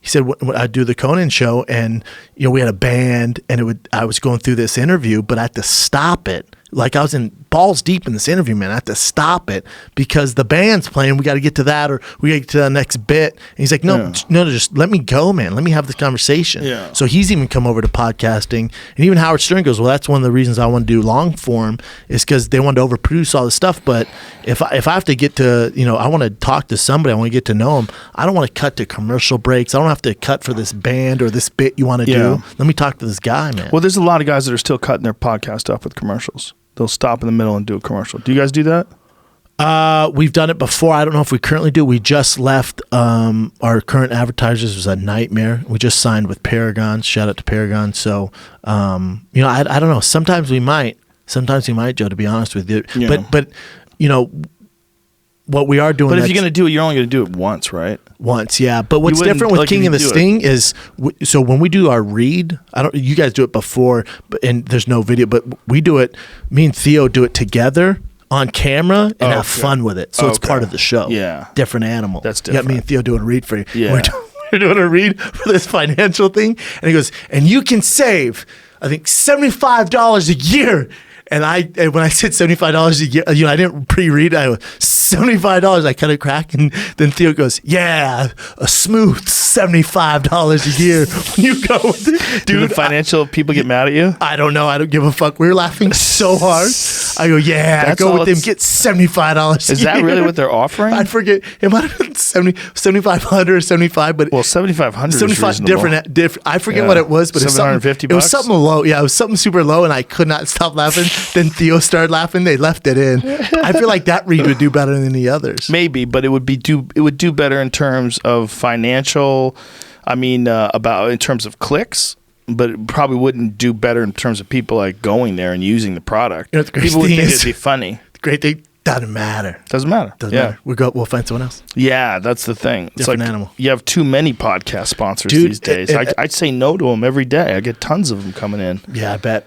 But it's not. It's got to make some sense. It has to connect with what you're about. It's got to be a good thing too. It's like got to be a valuable product. Yeah, you gave me the best advice ever when I started doing advertising on podcasts, because it was a while before we started doing it. You better believe in it, man. You sell shit, people will stop tuning in. They're not going to believe you. I've had a bunch of things that I turned down because I researched it and I was like, "What is this? How's that work?" Yeah, Brian's great at that. And I was like, "Oh, this is sketchy." There was one of them. They wanted to do an Uber for babysitting. I'm like, "Get the fuck out of here!" Are you crazy? The biggest argument Callen and I ever got in our fucking 90-year relationship is Burger King came towards us, and I grew up eating Burger King, man.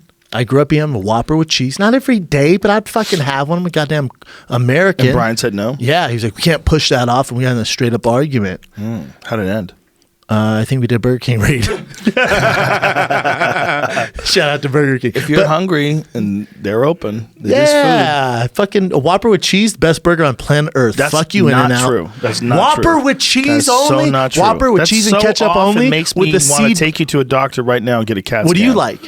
I do have CT. What do you like? Fucking double from In-N-Out, son. Nope. I can't. Are you an In-N-Out guy too? Or a Five Guys burgers. Fat burger, Five Guys over In-N-Out. Five Guys delicious. Hold on, but we can agree on one thing here before I call you guys Nazis. Guys. Not five. No, not In-N-Out.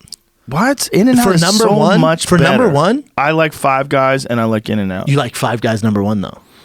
Yeah, I think I like Five Guys better because Five Guys offers bacon and also jalapenos. My mouth is watering. The speed of In-N-Out is such a deterrent too. Sometimes Takes a long time. Take fucking 25 minutes. Jesus Christ! How dare you? The one right up here. Well, the Five fuck Guys out of my doesn't face, have a drive-through though, right? Five Guys doesn't do the drive. They're like, bitch, sit down. Come on in. And they have milkshakes at In-N-Out. That's a big plus. If you're ready to fuck your body up with some poison food that tastes great, them milkshakes will do it to you. They'll give it to you. Dude, I've been so stressed out with this special. My diet, even my workout's been great. My diet's been awful. Eating like a girl's pregnant? Yeah. Pickles and ice cream and shit? because my girl might be pregnant again. Yeah, man. Been eating pizza every night. Uh-oh. I don't know what it is, dude. I'm in a funk. I'm in a funk, dude. Well, stress. They've actually said that people under stress make poor decisions. Poor decisions, eating. Everything else has been great. Food-wise, too. Really? Yeah, people make poor decisions food-wise. I did buy a fry and I've eaten pizza every night. Maybe you might be onto something. Yeah. I think you're freaking out I'm not freaking out though. a little bit. You think? It's okay. We'll figure it It's out. normal. No, you're not freaking out, but you're under stress. You know what putting it out is, a Joe? special and getting judged by hundreds of thousands of people. It's very weird. It's weird. Yeah, it's weird, and Every time I do it, I stay offline for weeks. yeah, that's what you told me to stay offline. I don't even read it. Like, I do my best. I try hard. I do my best. And you might like it, you might not like it, but I do my best. And when I'm done, as long as I know I did my best, I can just release it. Yeah, I've been able to do that for Triggered, and I did that for Strange Times. And When it they're was so over, I was good. like, I'm good. I mean, you might like it, you might not like it, but I couldn't have done it better. You know what my thing is I think with anything as you get more popular, whether it's through podcasting or stand up or whatever you do. If you're an artist, you put out an album. If you're a painter, put out a painting. If you're a fighter, you take a fight. And it's a big fight. And you attract more eyeballs. You're gonna get a lot more people that love it. Then you're gonna get more hate because you're out there more. Yeah. So Also, you're being shoved down people's faces. yeah, You know, because when you do a lot of press, too. yeah, man. That's So why I don't do press. It's one of the reasons why I don't. you gotta do love it. press. You don't have to. I Yeah, don't do love press that I on the don't have road. to, but I don't want anybody to have to listen to me. I don't. You're at such a different level that I have to do. I know, have to I do get press it. a little bit. You know what I'm I saying? get it, yeah. But I don't do it for stand up anymore. When I go to towns, I don't do press Good. anymore. Beautiful. Yeah. But Well, with then the- you're getting 100% your fans. yes, and also with the special, it's different because I didn't want like our group, like you guys who vouched for me, or especially Showtime, who was like, let's give this kid a special. I didn't want to embarrass. I wanted to go well for them. Like, you know? Yeah. No, I know what you're saying. Like, I wanted them to be like, all right, we're proud of this, which they are, so I should be good with that, you know? And I know you guys are proud of me, so I should be good with Listen, that. I'm always so I don't know proud why I of you. give a fuck. You're trying to get better at something that's very difficult to do. Some say the most difficult to And do. you put out a special 2 years in, which is ridiculous. I would have 3. told you not to do it. Of course. If you wanted to come to me with, but Yeah. I knew you were going to do it. And Yep. so you guys know me. I mean, we went down there, we helped you out, we opened for you. It was It was a great time. It was a great time. Yeah. And you're going to look back on it like in 8 years from now when you have another killer special out, or several down the line. Yeah. When do you think you'll do another one? Do you think you wait another 2 years? Like, have you thought 3. about it? 3 years? 3 to 4. I was talking to. But I think it's going to be cool. I don't mean to interrupt you. I think it's going to be cool to look back and go, holy fuck, he was 3 years in, this is what he did. Yeah. And then 4 years from now, see the progression. Sure. Then 4 years from now, see the progression. Yes. And you can go back and look. I think that's going to be fucking cool, man. Yeah. Oh, 100%. Yeah. Listen, man, there's some videos of me from when I first started out. They're terrible. There's no way you're not going to be. You're going to be terrible. Yeah, sir. Yeah, you're just learning how to do something. Again, it's like judging your roles when you're a white belt versus your roles as a black belt. For sure. It's like you don't know what you're doing. Yeah. You're fucking flailing around. And it's Yeah. real similar. Yep. It's fun, man. It's What are you gonna say though about specials? Most like especially season ones say every I think 3 years. What Kevin say 4? Well, I was going to say Jesselnick. Jesselnick has a really interesting thought process on it. And he was telling me that he did the podcast recently. And he was I saying love that- him, by the way. I do too. He's great. He's fucking He's a comedy's killer, man. Outstanding. He's His a new special. assassin. Yeah, and it's on Netflix. It's available right now. It just came out. It's amazing. What is it called? Thoughts and Prayers? Is that it? I think so. Thoughts and prayers. Anyway, that might be his other one. He's got several. But his new one just dropped on Netflix like a few weeks ago. Yeah. I don't think it's Thoughts and Prayers. I think Thoughts and Prayers is. Fire in the maternity ward. Oh, close. Fire in the maternity ward. So what he does is he works on the material for a year, like in L.A. He just does like little sets here and there, and Comedy store or whatever. puts together his hour. Then he takes his hour on the road and does clubs for a year, just clubs for 1 year. That's 2. Then he does theaters for a year, 3. and at the end of that year, he films. So every 3 years. Yeah, which is not a bad idea if you don't get tired of your shit. The problem is you do a lot of sets. Like I do 4 sets a night sometimes. You get really tired of your shit. I get tired. I get bet. tired of new bits. you Yeah, know? I get especially if you're tired. doing that many times. Yes, it's hard to stay motivated if it's the same bit. Yeah, Yeah, but it's also, look, I feel so lucky that I can do it. I feel so lucky. Like every time I go to do a set, like I went to the store last night and hanging out in the back with Fitzsimmons and Ian Edwards and Owen Smith, who I'm trying to convince Owen Smith to never write again because I think he's the fucking Owen Smith. Can you bring him up, Jimmy? dude. You got to come see him. That guy's a monster. Did you see He's Burr set so on abortion the other night? Owen Smith is so good, and he's got this gig where he's always writing, But there's a writer's strike right now. He's a writer for like a major series. Sitcoms and shit. But dude, his stand-up's out of control. So he came with us too. He's That's super nice. Dude, he's the best. He's really nice. Super. So is little Josh Martin. Josh is I love fucking hilarious Josh. too. Cheeto Santino's Santino. fucking amazing. It was a killer show. We did 2 shows at the Improv. We're doing more of those too. Ian's a fucking killer. He's a killer, but he's too. a writer too. Yep. Same deal. Same deal. And I tried to talk to him about it too. Ian's been on the road with me for years and years. He opened for me when I did Triggered. I've taken him on the road for years. He's also the nicest guy in the world. The nicest He's guy. so nice to me. The nicest guy. So is Santino. Santino's a nice. He's a man's man. Santino's I love the that best. guy. I love that guy. Me too. I Love have a him. close bond with Santino. Shout He's out the to best. Cheeto. You know who I podcast Tiger Bell I did with Bobby Lee? Yeah. And I told him, I said, you owe it. You owe it to come and do a fucking special, man. Yeah. At least 30 minutes. And he goes, I think that's why Rogan won't have me on. He's disappointed in me. I went, I just think you need to get your shit together and do a special, First man. of all, that's not true that I won't have him on. Yeah. Every time I say, do you want to come on my podcast? He runs away. He's sleeping. He gets panicky. Well, he doesn't wake up till 1. But he gets panicky. I don't know why. He's a great dude. He's got stuff in his head that shouldn't be in there. He's also smart, dude. He has a lot to say. Oh, yeah. I love Bobby He'd be Lee. great on here. Dude, I've been friends with Bobby Lee since 96.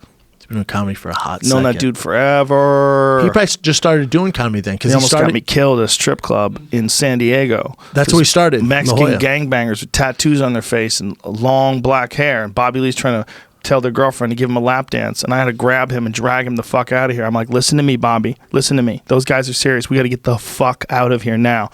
And he's like, fuck, those guys ain't going to do shit. I'm like, I will fucking leave God. you here. I'm like, I'm going. I jumped in my super turbo and we fucking hauled ass out of there. And Bobby Lee was in the back seat. I was like, Bobby, shut the fuck up. They were going to kill you. You have no idea. Oh my God. There's certain dudes, you looked him in the eye and you go, oh, this guy's for real. They got the eyes of a great white shark. Yeah, and like, look, I'm not the most street smart dude. I'm not saying that, but I can read a room though. I can read predators. Yeah. I've been around a lot of fucking stone cold killers in my life. I'm And out. I saw that guy and I was like, oh, okay, sir. I'm going to just take my little friend and stuff him in the backseat of my fucking Japanese car and peel out of here. Is it Toyota Supra? Yeah, dude, it was scary. Great car. Bobby was so ridiculous. He's like, they're not going to do shit. I'm like, oh, Jesus Christ. I was like, get in the fucking car, man. Come on. So funny. We got to get out of here. That was my Bobby's so introduction to funny. Bobby Lee because he was working at the La Jolla Comedy Store. I was gonna say he was a door guy. Though, Yeah, right? yeah. That's how he started. I don't even remember how we wound up at that fucking strip club because like all I remember was like the world zoomed in like I was looking at it through a toilet paper roll like zoop, and I'm looking at this Mexican gangbanger who stood up with his hands out there like this and Bobby Lee is acting like it's not a big deal and I'm like, oh my God, we're gonna die. Holy fuck. It was like that. There's moments where you like, you almost get hit by a car. Woo! Like that's what it felt like. I was like, oh my God, Bobby. Like that guy's a real criminal. Like we got to get out of here. And his girl was one of the dancers, and Bobby was apparently trying to get his girl to give him a lap dance. Oh, we ran out of there, man. We fucking hauled ass. I drove very fast, and I got off the first exit, and I turned around and went back the other way just in case someone was following me. I was making sure no one was following me. Jesus I was Christ. like, this is real, Bobby. Bobby's hilarious. We were talking about La Jolla Comedy Club. I was telling him how like special it is to me. It's a great club. And I was talking about staying in the condo. And I go, oh, it was great because they've redone it. And Jim Carrey stayed there and he's my hero. So, for me, it was special. He goes, man, we have he goes, I wish I had the same kind of admiration for that Comedy Store La Jolla condo. He goes, because when I was there, I forget the comic's name is some gay comic. He goes, they used to take like 14 dudes back there and run trains and come all over the walls. He goes, that's why the walls were blue for a long time. I went, oh, I don't know if that's true. Jesus Christ, Bobby. I don't know if that's true. According That to Bobby sounds like Lee. He's a lot of adding to that, like Maybe there's just running one guy trains busting a guys. nut on the wall. A few guys came in. Some Gay guys. dudes in San Diego are running Yeah. trains. It's not that far fetched. Yeah. You know what I'm saying? Do you know who the Hodge twins are? Yes. You know those guys are? Yeah. Do you know Bodybuilding.com, yeah. They YouTube. have a fucking they were reading an article about men getting pregnant, like that women aren't the only ones who can get pregnant. Oh, hell and no. Because the way they talk, the way they talk, Yeah. they're big old jack dudes, and I've had them on the podcast. They're great. have you? Yeah. And they get seriously amped up. They were talking about busting a nut inside a dude's ass that you Oh, cannot get them pregnant, no matter how no. deep you go in that man's anus. And they're the same. They're like, yeah, they talk fucking like dudes. Because people are saying some crazy shit. That's not That's real. a crazy Someone shit really to say. argued Oh, that? yes. This is a real argument. You know, Yale started putting tampons dispensers Get the fuck out of in here. the men's room because they said not everyone who menstruates is a woman. Hi. My son ain't Hi, go welcome to Yale. the Upside Down world. Wow. Did you ever watch Stranger I feel like Things? I'm too drunk for this. What? You ever watch Stranger Things? Yeah, fuck yeah, I love that. Yeah, we're in the Season 3 upside down. coming. We're in Oh, I know. the world is upside down right now. That's what's happening. That's so We disappointing. flipped over to the other side. People are they're so progressive. They're literally denying science for feelings. Do you feel like a woman? Then you're a woman. Yeah. What the fuck? I get Yeah, how you're you a can woman. identify as a woman. Do you feel like a man? Well, then you're a man. That's and you're so pregnant? strange. Amazing, man. Bro, congratulations. You're going to make the best mom, dad, whatever the fuck Mom, you are dad. ever. Dad, mom. These dudes are coming in dudes' asses saying they're getting pregnant. It's a funny little thing that they did. Did you find it? I was looking for it, and I stumbled across something else they just talked about, which you're just talking They're about. all over YouTube. They're Yeah. hilarious. What is this? Meet the formerly transgender man who now identifies as a genderless alien. Oh, yeah, I've Sure. seen that. Dude, we showed that guy before. Did we? His Yeah. surgery and shit. Oh, yeah. He, Okay. he thinks he's an alien. He's had a bunch of surgery to here's look my like an thing. alien. I don't give a fuck. Just don't No. force it on me that I have to. If I fuck him, call you a him. Yeah, I say congratulations to them. Yeah, there you go. Congratulations. There you go. You've made it. Yeah, congrats, Look, man. a lot of people want to be special, but they don't want to work for it. And Yeah. the problem with that is you get that kind of shit. You get people that are pretending to be something super special. So they get attention. So they get attention. Ugh. And you're not doing anything. And there's nothing there. You know, what I really love, I had Eddie Izzard on, who's probably one of the most famous transgender people ever. And just... I didn't know he was transgender. I saw your picture. Just decided that's what he likes. And once you get past that and you just talk to him, he's amazing. Human's a human, man. He's amazing. I don't care. What I care is when you say crazy things, like men can get pregnant. That's insane. That's not real. Have you had Kristen not Beck real. on, the Navy SEAL? Not yet. No. And was running for governor. I don't know what she's doing now, but Cal and I went to lunch with her afterwards. And normal shit, man. Normal. Also talks like you're like, oh, when you were in battle, this, and just talks like a fucking human. Like a human. I didn't give a fuck. Yeah. All right, you want to wear a dress? Yeah, everyone's looking at you because you got the physique of me and you got a fucking miniskirt on. All right, whatever. Who cares? Who gives a fuck? Well, once you get used to it, like you're used to the way people dress, period. Yes. You're used to everything, Yeah. you know? It's just nonsense. It's nonsense. Like, I don't care as long as you're not hurting me. Yeah, I or agree. hurting someone else. I don't Or care. pushing it on Yeah, me. I Like don't it- care. But Yeah, don't push it on me. Did Eddie Izzard say what? Like he always felt like that? This is it. Men can have babies now. Look at them. They're hilarious, by the way. Look how angry. Shout out to the Hodgkins. Look Yeah. at the guy in the back. Play this, Jamie. Can we play it or we get pulled? We'll probably get It's on pulled. Twitter. We'll get pulled. No. It's their shit. Can we hear the volume? Can we hear the audio though? And you edit it? No. We'll just tell people what is it just says men can have babies now and it's on I Twitter. couldn't find it on their YouTube. That's It's okay. on Twitter. And can we hear it? No. Really? We'll But- listen. Yeah, bro. Copyright law is no You're not joke live on though, YouTube. right? Doesn't matter. We'd have to edit it out later. Oh, fuck. Haters. Haters. YouTube's It's a just bunch of haters. look. YouTube's in a weird place right now in terms of copyright, and we've gotten claims on us for watching something on a screen in the background, like you see a picture in a picture, and you don't even hear it, and they want all the ad revenue for the entire show. Dude, how about the... Oh, gee, that's ridiculous. It's hilarious. How about that when the Combine guy, we're talking about his dick, that got flagged. When I was like, oh, you see his dick popped out? Tagged for nudity. Yeah, Come on, Come man. on. It's it's fucking ridiculous. black You'd have cock to popped out. and you'd have to pause it and just go frame by frame and go, is that the dick? It's kind of pixelated and You can't even it's on tell there what for it is. half a You second. don't even know what you're looking at if What I are we don't tell you. doing? Well, what YouTube is doing is making a boatload of cash. They know what they're doing. Oh my God. They just don't want run the anything to world. get in the Yeah, way. they run the world. Well, between Facebook, YouTube, Twitter, and Instagram, YouTube shits Facebook on all owns of them. Instagram. No, they all own the world. Look, Facebook is changing elections. Facebook is influencing the way the world votes. Did you hear what they're going to start doing with? I think it's Instagram. They're going to start.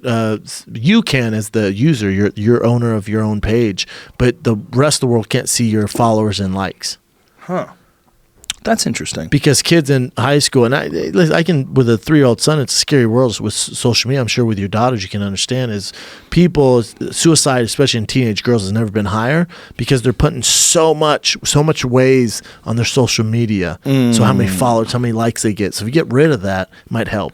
Well, they're reaching the same kind of people that we're talking about. We're talking about haters, but they're reaching it like local, like their friends. And people from school, and they're shitting on each other and being mean to each other, and they don't understand what that does to a person yet. They don't have compassion the way a grown adult has, where they understand, they have perspective, they understand what kind of emotional influence it's going to have on a person when you shit on them like that.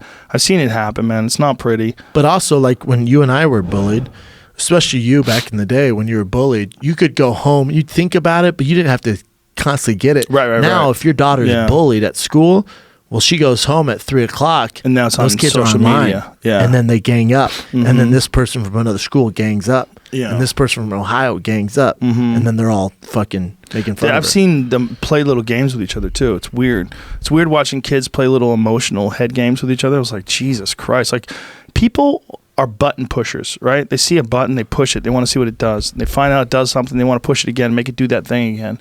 When you find out you can make someone upset, you press their buttons.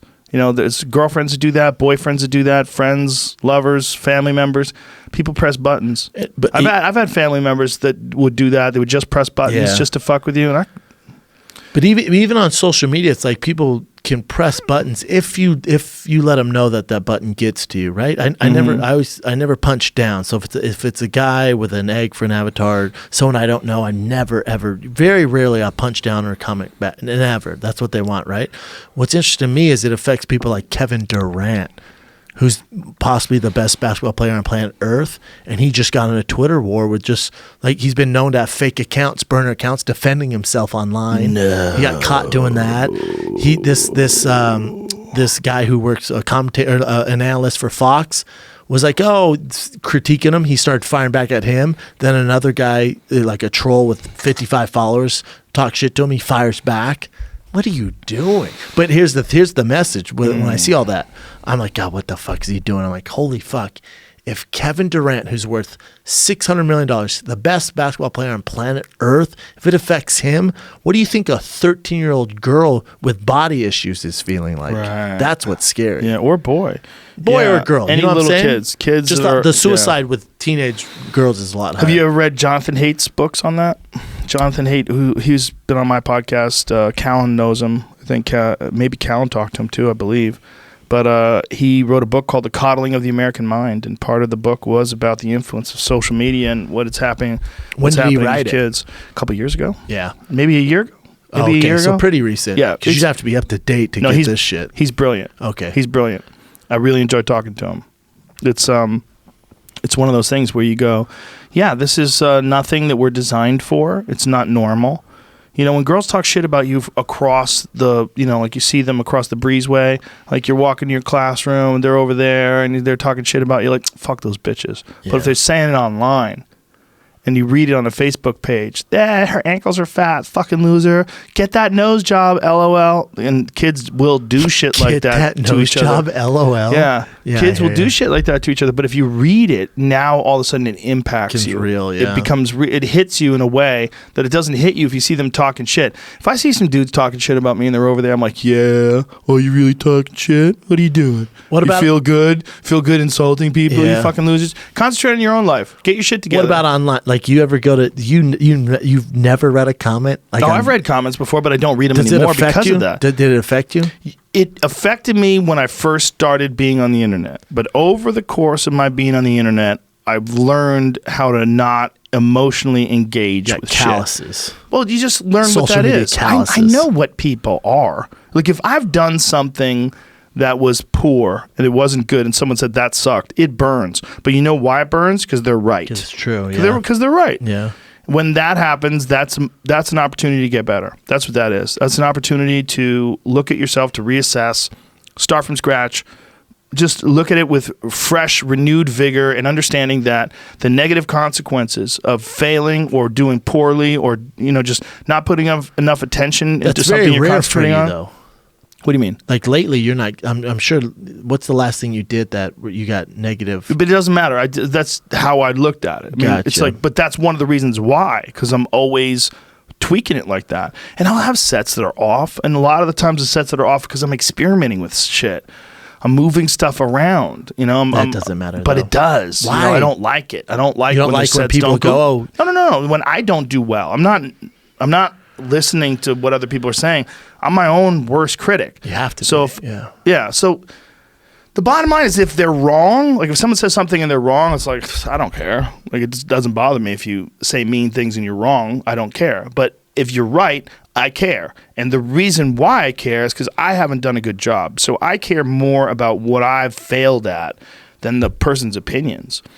You can't be all invested in people's opinions of people you don't know, because everyone's words look the same when they're typed out. Yeah. Like, you don't get to see, if there was like an intelligence quotient, an emotional intelligence, a social intelligence, if you could find out how disturbed somebody was by their text just looking at it, you'd get a better understanding of whether or not you should listen to this person's opinion. Yeah, but when or you what just they're look going at through. text, it could be, It's very black and white. yeah, I mean, it could be Cornell West wrote that, or it could be fucking Richard Spencer wrote it. It's just words. Like, it doesn't, you don't convey who the person is from those words. It's very difficult. So someone can say something insulting or shitty to you, designed to try to get you. They're just trying to hope to get you. Why do you think it's such? Why do you think it's so? You get it? I don't get it. I do get it, because they're don't get helpless. They're helpless. So that's why there's so much negativity on social media. That's part of the reason But why. shouldn't be a positive atmosphere for some. Yeah, but in you're some- positive. You have a fucking Ferrari. You live in a mansion. It's easy. You're a handsome guy. You're 10 feet tall. It's all good things. Got a giant dick here. You got big dick energy. It's all right. All these things are but fine. also worked for it. You didn't work for that dick. I was born with this thing. Yeah, that's what I'm saying. And it's it's a work curse. for some It's a things. curse. I'm sure it is. Poor boy. You've had many good breaks. Some people have had none. Some people have had none. And they also have a phone, and they have a Twitter account, and they're like, fuck you. Yeah, but fuck you and your Ferrari. But that's why you're still. Fuck you and your mansion. Yeah. Fuck you and everything Yeah, you keep stand going. for. Yeah, keep going. Because they can't see a real path. Like, if you're standing there. But that's why they're a loser. Because you're getting online and you're spewing out hate because you're not happy with your life. Or they're 17. Like, they don't get it yet. Let's say they're not there's 17. But there's a lot of that. Or they're Yeah. 17. They used to be a loser at 17. Now they're 27 and nothing's gotten much better. There's a lot of that. But And do they're you stuck. think going on Instagram and shitting on someone who's successful is going to get you to where you want to go? No, unless you're really funny.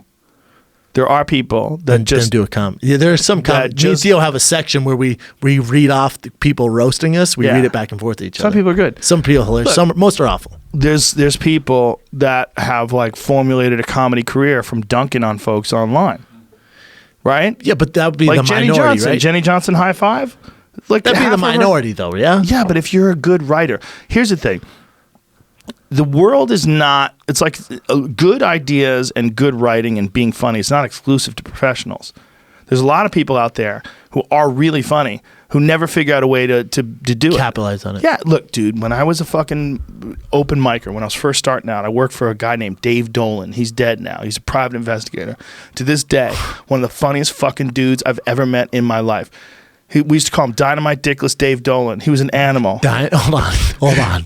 Dynamite Dickless Dave. Yeah. Triple D. He died a few years back, but he's one of the rare people that I save his voicemails. You know how you save people's voicemails? I used to. After they're dead? Yeah. Like, he's one of those guys I'm never fucking deleting. How did he pass away? Listen to this. I can't wait for this. Jim and Joe, Dickless Dave here. Dickless Dave here. That's how Boston is that? It's hard to hear it because I can't put it on speaker for Dickless whatever. Dave here. Why doesn't it not go on speaker? What did he pass away from? Oh, he got cancer. Jim and Joe, Dickless Dave here. Joe, your comedy's still funny as a motherfucker. He's He's so a Boston. motherfucker. He left me this long, sweet email That's or cool, voicemail. But I'll never delete that. Yeah. I love that guy forever. But when we were friends, when he was alive, I always said, "Why don't you do comedy? Why the fuck are you not a comedian?" He was one of the funniest human beings I've ever, like Joey Diaz level funny. He was Why so didn't he do it? I don't know, man. Just didn't have the balls. He liked being a private investigator. He liked busting people. He got That's a kick fine. out of it. It was a game for him. That works for him then. And his brother, or his cousin rather, was Billy Downs, and Billy Downs owned the Comedy Connection. Oh wow. Yeah, it was so crazy. he had an in. Yeah. He could. It was easier than for most people. When I started working for him, I had no idea that he was Billy Downs' cousin. I responded to an ad in a newspaper where a private investigator needed an assistant. Oh, and I was like, what a great job. hell yeah. Like, as you're trying to be a comedian, be a private investigator's assistant, this is going to be awesome. But what he really needed was a driver. He lost his license from driving while intoxicated. This guy's awesome. He was the best. But he quit. He quit booze fucking cold turkey right then and there. And didn't go to meetings, didn't do any of that shit. Just quit. Gangster. Oh, man, he was a beautiful person. But he was one of the funniest people I ever met in my life. That guy, if he had Twitter and he would just want to dunk on people, he would have been fucking you up, man. You would have read his shit and fall on the ground laughing. He was just funny. Funny people are just funny. Funny's not exclusive to professionals. Yeah, I agree. Well, you are or you aren't. You can cultivate it. I know some comedians that weren't that good and they got way, way, way, way better. But I'm sure they were. But being a comedian, then also being funny in person, it's a little bit of different. It's different. Yeah, there's some people guys, they're just funny. Like Richard Jeni, who's in my mind one of the best comedians of all time. Mm-hmm. He was always real somber in person. Like it was never pretty like serious. He was depressed, which is why he killed himself. He just wasn't happy. Just wasn't. It's kind of a bummer uncomfortable in his own skin. And there's comedians like that now, even at the store. So where you meet them, you're like, oh wow, you're very serious. How about Brody? You know, yeah. Brody. I mean, he wasn't that serious, or at least around me. The few times when I was around him, he was fun. He would get dark. I didn't know him that well enough. I'm not gonna pretend I did. But around me, he was always very cool. Yeah, I mean, I think guys like you and I. One thing, especially coming from athletics, coming from martial arts, you're more likely to like suck it up, and you're more likely to not give in to the negative demons, and you're also more likely to exercise regularly. You're more likely to. So when you see someone who's struggling with something they shouldn't be struggling with, you're like, but you're good. It's frustrating. Hey, you're good though. I know, it's frustrating. Why are you bummed out? You're really good. Like if you are doing really good as a comic, you'll call me up and you'll say, bro, I fucking killed tonight. It was amazing. I had such a great set. I'm like, that's great. That's awesome. Yeah, but it's not bragging. No. It's happiness. Yeah. It's happiness. I tell you because I know you relate to it. So Brody, who was a murderer, you could never say he was great. You could never say like, Brody, you fucking kill me. He would like skirt around like Rogan, always supportive. Rogan, they always got my it. back. Yeah, it would always deflect it. He never. I don't think he wanted to accept the fact that people loved him. Like when he would have a great set, it would almost like it wouldn't elevate him. Like some guys get off stage, like Hinchcliffe. Hinchcliffe will murder. He'll get off stage. He'll be like, "Woo!" He'll come in the green room with a comedy store. His eyes will be giant. He'll high five everybody. I love that. He's feeling it, But Brody didn't get like that. And I'm not saying Theo's the same in any regards to what Brody was suffering with, but Theo has his demons, whatever. It's out there. I'm not outing. Theo's the same way where he'll do a set. And I'm like, dude, it's one of the best things I've ever seen, man. I'm like, get the fuck, stop, get the fuck. Yeah, I'm like, no. I'm telling you, it's so good, dude. It's a version of it. I mean, Correct. Theo's got his own version. And It's not as extreme as everyone Brody's. has their monsters. Yeah, but like a guy like you or me, you're goal oriented. You're trying to get better at things. You see things. That's how you got good at jiu-jitsu. That's how you got good at fighting. That's how you get good at comedy. Everything you want to get good at, you get good at by focusing on it and setting goals and trying to get better and better. And when you do get better, you celebrate. You enjoy it. It's fun. It's exciting. Some people don't get that feeling, man. They don't ever get those highs. Those highs just don't exist. And for me, what gets me more than anything now is new stuff. What gets me more than anything is creations, like those little things you come up with. Those nuggets. Like if you do Jeremiah Watkins' show, and I'll walk away, I go, oh, fuck. He'll come in the back, go, dude, I wrote down what killed. I'm like, oh, my God. You're recording, right? You record? Yeah. And I go, I can run with that. He goes, there's something there. Yeah. Then I'll walk away on like the highest high, man. It's amazing, those shows. You know what's interesting is hanging around you as much as I have is you're serious, but you and I are more similar than like me or D'Elia or me and Callen. Callen and D'Elia are so silly all the time. Mm-hmm. D'Elia might be funnier off stage. He's amazing on stage, but he's so funny off stage. Bryan's so funny off stage where they're constantly on, like they get around, they mess around all the time. And you're like, you don't have to be that way. I thought for the longest I act that way because that's the way, because I hung out with Bryan and Callen and Delia so much. I'm like, I don't want to do, like, I just want to chill and do my set and then talk about cars or whatever and Be get yourself. the fuck out and be myself. I'm not them. I don't want to have to be on and fuck around I don't like fucking around all the time. Well, Delia and you're and the only Callen, one they who's avoid like that. real conversations. They don't talk. They just fake insult each other. Yeah, they just insult each other. Where I'm like, all right, what else, man? Like, Did you see how's what life? Callen did? Callen got boxing mitts made that have Delia's fake. face That's on fake. it. That's someone put those on. Someone put it on with Photoshop. Someone put those on there. Yeah. That's amazing. They did a great job. Yeah, it's hilarious though. I thought he actually had mitts made up. I was like, that's hilarious. Someone fucked to them. But those guys are so that's who they are. They're Callen. If it's a room of 3 or 30, he's going to entertain him. He's the clown. That's why I took him hunting. That's not me, man. That's not what I want to do. I want to talk to you, either. ask about your family, and then go on stage and be funny. Yeah, look at him there. Look at Bryan Callen throwing punches like a guy who's never been punched.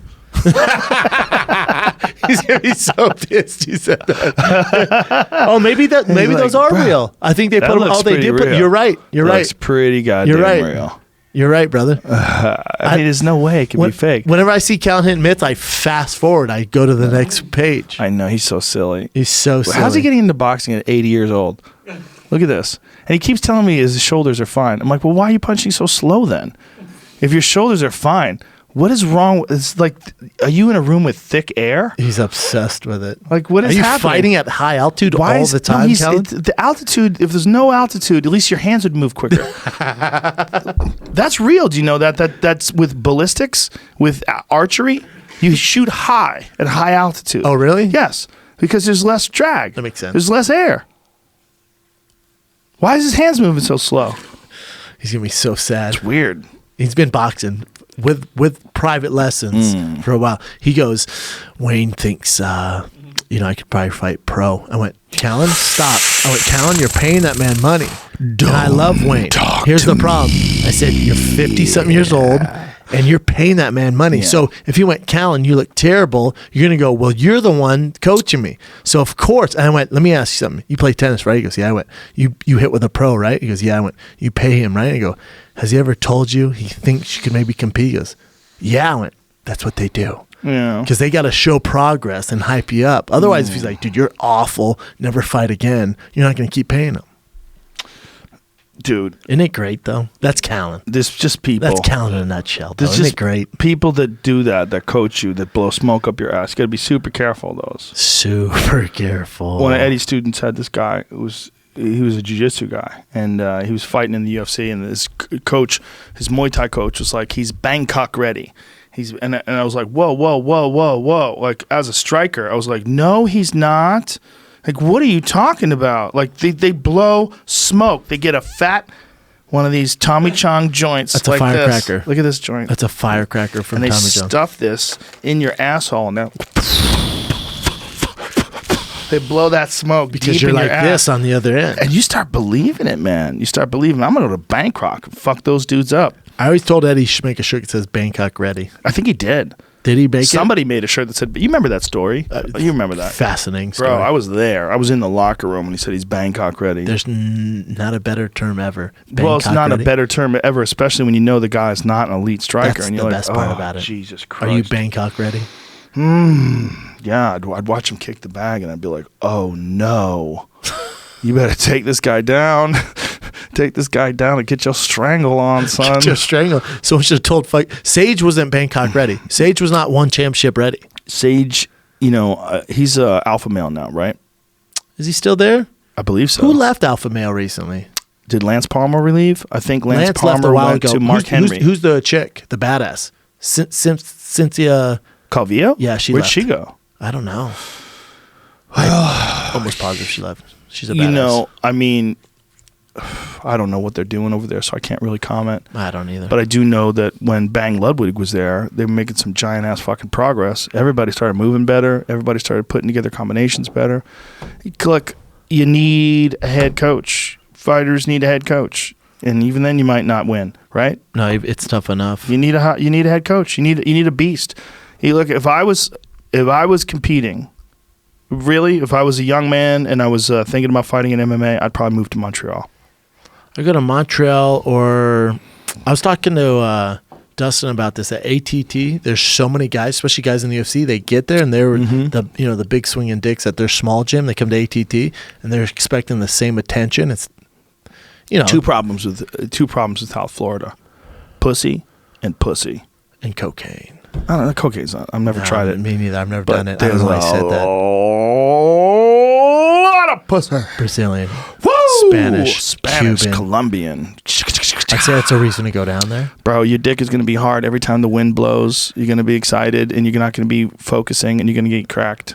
Yeah, so maybe New Mexico, huh? Also, Montreal has hot ass girls. The other thing about this is, I really believe about some camps can have too many killers, and you can get fucked up as you're trying to learn and grow, and you never have enough guys that you could practice on. I think AKA, because they're so tough, they've injured each other. Oh, they're animals. Like, guys just get fucked up. If I wanted to learn how to wrestle and I wanted to be like a better wrestler, if I'm Francis Ngannou, I moved AKA. That's the way, I agree. Because DC's has On one his way fight out. against Steve Yeah. Bay left. Yeah, he's on his way out. Kane's there. You already beat him. Go Yep. there, dude. That's what I say. That's what I say. Yeah, Instead he of needs to playing learn how to grab ass in grapple. France. Well, because his fucking striking, the power he has, it's like such a fucking checkmate weapon that no matter what anybody does, you're always ready for checkmate. Boom! It's like Wilder. That kind of ridiculous power. You're always ready for checkmate. You're always ready. Wilder's is even more impressive than Francis. I don't know about that. 213 Let me tell you something. That is amazing. 213. That is Francis amazing. has to but cut to 265. Mark my motherfucking words. If Francis Ngannou decides to jump ship and go heavyweight boxing, Careful. Where are you going with this? he will nuke some fools. Not Not Wilder. Oh, well, it's going to take a long time to get to Wilder's level. He's not Wilder's young. a world champion. Yeah. He's undefeated. Okay, I thought you were saying But if Francis Ngannou's not ready to box with Wilder right now. But let me he tell you gets something. starch in 30 seconds. He might connect. No, He could listen. against Wilder. Wilder's not the slickest guy in the world. We're not talking about Muhammad Ali or Oh, Floyd dude, Mayweather. you're talking about Olympic level boxing. You are. Francis nowhere well, near. sort of. A year and a half in, he was in the Olympics, but he mostly gets by on power and range. He's But a Olympics. I Did agree. you medal? But he's You're a Olympic. year and a half into boxing. I mean, I think Francis He probably went could 12 rounds with Tyson Fury. Sir. He did. No doubt about it. He's amazing. But if Francis has a problem with grappling, you think about what he did. What does he not have a problem with? Striking. He KOs Alistair in the Overeem. UFC. In the UFC. True. But Alistair Overeem is a world-class striker. I mean, he's a kickboxer at the highest level, wins the K1 Grand Prix. I mean, he's knocked out Badr Hari.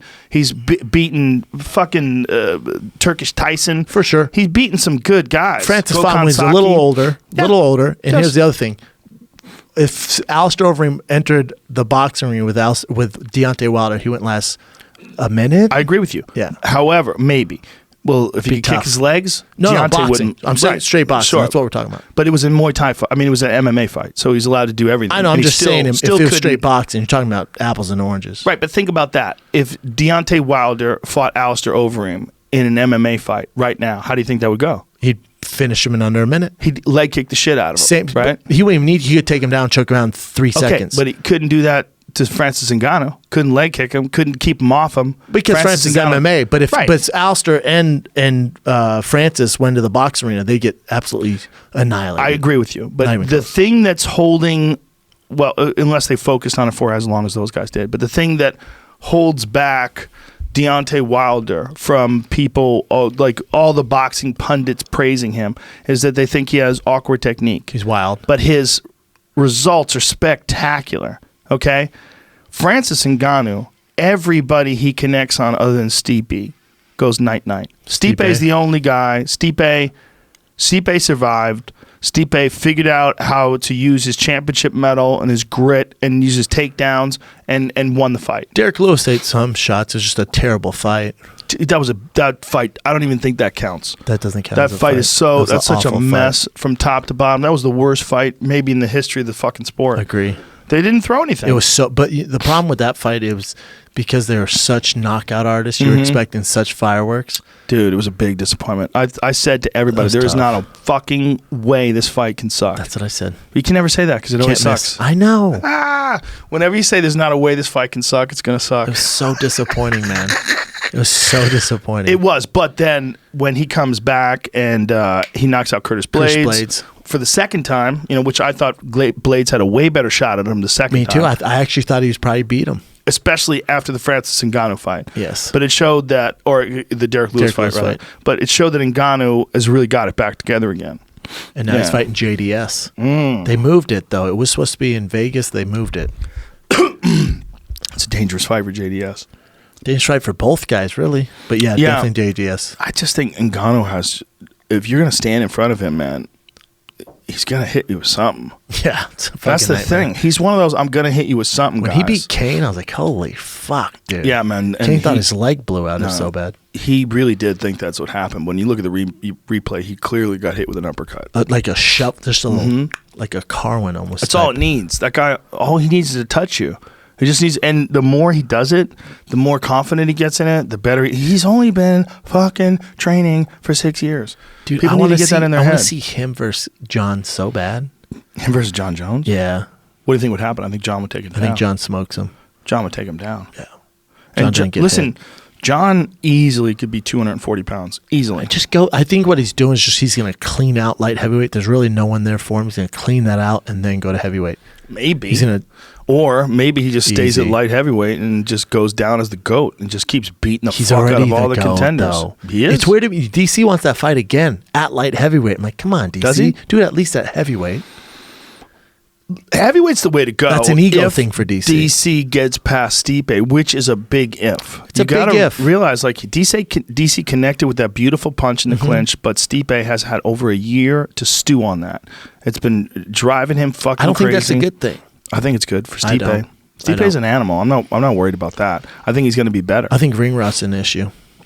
I don't think so. DC's been way more active. But Stipe's a real veteran, man. He's a real veteran, and he's a humble dude. He's a hard ass. He's not going to come in there with a lot of expectations on himself.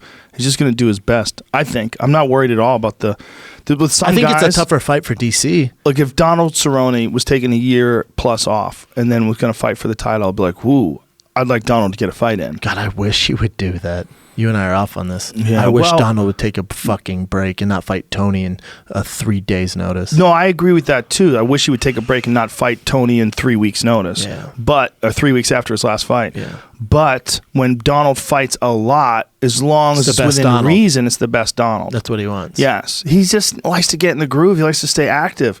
I think for Stipe, you can't be champion and do that though. Name someone who's done it. Go. Yeah. Name one guy. Well, everyone's different. I'm just going off measurements. There's no one who's that active. Who's ever fought like the most as champion? Who's fought the most? The most? Like the most like active. I like know. Who's the most active champion? DC's pretty active at light heavyweight and heavyweight. Pretty fucking active. And I think John is trying to be really active. I mean, think about that whole division's fucked. Yeah. He's going to clear out all of them and dip out and leave them like the fucking Queen of the Dragons. Okay. George St. Pierre fought 15 title bouts. Wow. He had 15 title bouts. Wow. That's crazy. Randy Couture, 15. How about Randy Couture? But that doesn't mean all these years later. Like, that could have been 15 over 7 years. That's still all those years later. Randy Couture is still tied for the record of the most title fights. That's crazy. Mighty Mouse right under that with 14. Anderson, 13. The difference is, with all those guys, I mean, it's all different eras, different divisions. I think era means everything because I think what John's doing in the current era is more impressive than what Randy or George or any Anderson did. Who do you think is a danger to John right now? There's no one. At light heavyweight? Yeah. No one. Absolutely no one. Thiago Santos, I know we got to hype it up. Like, oh, punch a chance. Yeah, for sure. I get that. There's no one at light heavyweight. Maybe you know what? Johnny Walker, but he's so far removed right now. He has to get by maybe 3 more guys before we start being like, yeah, he might be a threat. But he's maybe a potential. Hope his shoulder's okay. Mm-hmm. If his shoulder's okay, what that guy does is crazy. He starches people. He starched Khalil Roundtree with an elbow in the clinch. Remember that? Yeah. Standing. Vicious. That crazy, this kind of elbow. One of them bad boys. Vicious. KOs him with that, and then KOs Misha Sakurnoff with a flying knee right to the fucking chops. Freak. He's a freak. But he hasn't done it like John has to Shogun, who to fucking no comparison. Machida. Look, there's no comparison to anyone who's ever fought in the light heavyweight division and John Jones. Right now, there's no comparison. There's no threats. Well, except DC, but DC lost. He lost twice. DC's not a threat at light heavyweight. DC at I still heavyweight think he's a threat at light heavyweight. No I way, think he's Joe. a threat. Not right now. At heavyweight, yes. Heavyweight, he's a threat. His power goes up. We've seen how it works out for DC. But what if DC got more dedicated and disciplined with his diet? So what if DC fights against Stipe and says, so when does this Stipe fight happen? Is it July? July? Okay. So what if DC says, okay, August, September, let's plan for New Year's Eve with John Jones that weekend, and he takes a week off, goes to fucking Mardi Gras or whatever the fuck he wants to do, Sure. drink some beer. Shout out to New Orleans. Yeah, have some pizza, kicks back. Yeah, for a week. And then goes on a serious diet with a real good nutritionist who's going to check his macros, make sure he's eating healthy food. And you think that's why he's not beating John? No, but I'm saying where he could get down to 205 healthy, where he doesn't have any... Look, Daniel Cormier, if there's anything that's ever held him back, he's not the best at his diet and. But that's what makes DC great. Well, he's one of the things that makes him great. He's a wrestler. He's a fantastic wrestler. That makes him great. He's tough as shit. That makes him great. He's got his endurance is great. Incredible mental strength. And that could be due to his body fat. I don't know about all that. That's some people say. Think about that. Think about the most shredded guys in the UFC. Well, I don't mean he should get shredded. What I mean is he should make 205 with no problems, where he could go to war for 5 rounds with a guy like John Jones without weakening him. I don't know if that's possible. You might be right. I don't know if it's in his DNA, especially at his age. 40 years of age. I think heavyweight's the way to go. I think heavyweight, his power's up. We saw that with Stipe. I think if he's going to connect, which he has in the clinch against John, the power's there. I still think he'll be an underdog, but that gap narrows at heavyweight. At light heavyweight, it doesn't, especially at his age. I think it's even further apart now that John's being more active. Well, maybe he wants to do that to prove a point, because if he beats that's John my problem. at His heavyweight, ego, man. Fuck light heavyweight. At heavyweight, dude, you're the champ. John, if he wants to have that legacy fight, that rubber match, even though he's 2-0, go there. And let's see what happens. It's an ego thing. Now that I'm thinking about it, I kind of agree with you. Especially for DC, it's like, DC, dude, if you beat John at heavyweight and you ride off in the sunset, game, set, match, best of all time to ever do it. Right. Like, how about this? Tito Ortiz right now owns Chuck Liddell, right? Chuck Liddell smashes him 2 times when they're in their prime, but then Tito knocked him out. And Chuck looked terrible. Tito KO'd him. It looked really bad. And Chuck will never fight again. And Tito will always sleep at night knowing he just fucked Chuck Liddell up. Don't even think about those other ones. Right. You don't even think about it. He got it back. He got it back in a big way. And DC he got it back the way he wanted to. Correct. He clipped him with a right hand, put his lights out, and then punched him a couple times when he's out. And that's the wrap. replay. And for DC, it's like he even after the John loss, he went on to fucking heavyweight to knock out Stipe, who some can argue it's the best UFC heavyweight of all time. He went on to beat Derek Lewis, who's so dangerous. Yeah. And then unless they beat Stipe for a second time, what the fuck? You know what I was really impressed with? I was really impressed with the way Chuck handled that loss. Did you see the way Chuck talked about it on Instagram? He just basically said, hey man, you put yourself out there, you go out there, you set goals, you try, and if you fail, it doesn't mean you quit. You get back on your horse and you fucking get right back to it. And I try not to be so judgmental. But he let go of all the hate and all the bullshit. I was very impressed with him. Me too, and I like Chuck. He's a good person. Look, Chuck is if Tito's or if rather John Jones #1, Chuck's #2 as far as light heavyweights, great light heavyweights. He was the fucking man. I mean, when he defined the early days of the UFC, one of the things about the UFC was like this crazy thing was like cage fighting. Then here's this guy with painted toenails and a mohawk and a head tattoo, and he's just murking people. Biggest was the first big star in our sport to transcend and go on to Entourage and have commercials of doing those fucking automotive commercials. Lived like a rock star too. I mean, that dude went hard. Where do you stand? Do you remember that one interview that he did where he's hammered? He was on something. He was on all the drugs. He was on everything. And he's like doing morning TV. He's like, I'd like to fight the Hulk. I wish he was real. Isn't that great? It's like, I love that shit. I don't remember what the fuck he said, but he was clearly on cloud 9. Like he's an animal, man. Like a legit bona fide Where do you stand animal. on letting those? Whose responsibility is it? The guys like BJ Penn who keeps losing, it's defined his legacy now. A guy like Anderson Silva. Where do you stand on letting those guys fight? It's a very good question. If you're Dana White, what do you do? Because Well, at the end of the day, can only do the so commissions much. can go, all right, physically, yeah, man, he passed the fucking physical, so we got to let him fight. But at the end of the day, if they don't have a resource or a job from the head man, if Dana calls BJ or Chuck, just like he did Yeah. with Chuck, he's like, I'm not giving you a venue to fight at. It's not happening. So I wonder at what point, if you're Dana, let's say you're Dana, at what point do you tell these guys to stop fighting?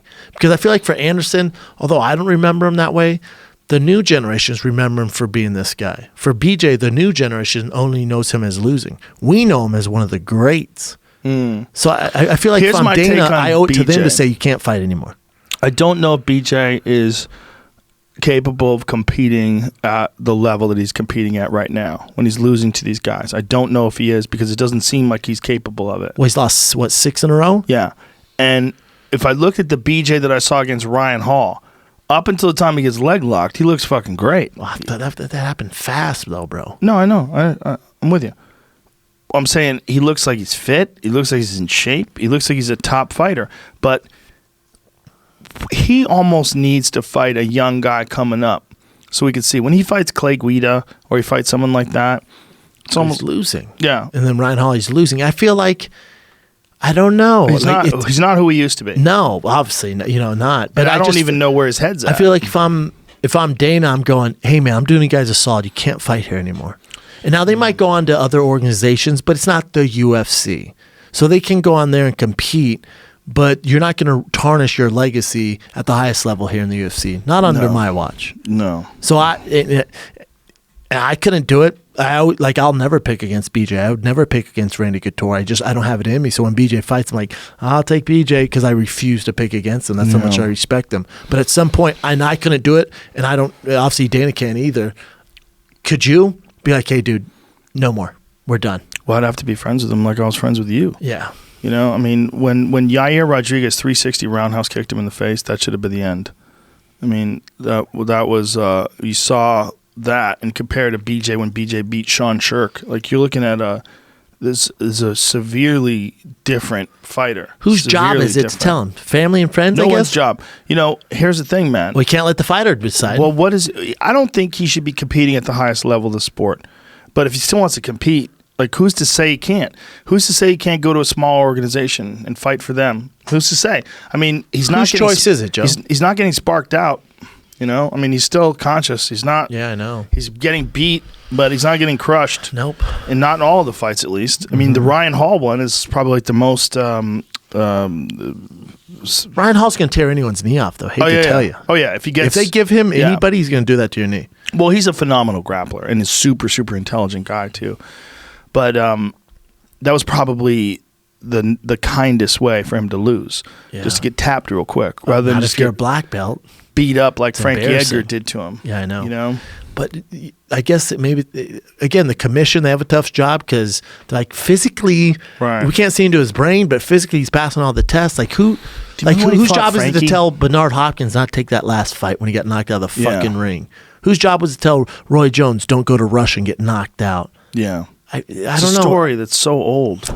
It repeats itself That's what over makes and over and over. these again. guys what they got. That's what makes these stories so great when they're in their prime and you're watching when they come up. And it's so special, but it's also what makes this sport so fucking heartbreaking. Because you know who does do that? The NFL and the NBA. They tell you no. They tell you no. That's it. And it's very black and But white. that's because And someone there ain't has no to other fill that job. position, and they're not about nostalgia. They're about who does the best job in that position. Shouldn't the UFC be that way? Yeah, but it's not that. The UFC doesn't know who does the best job in that position until they set you up with somebody. When they see you over and over and over again, then. We've saw.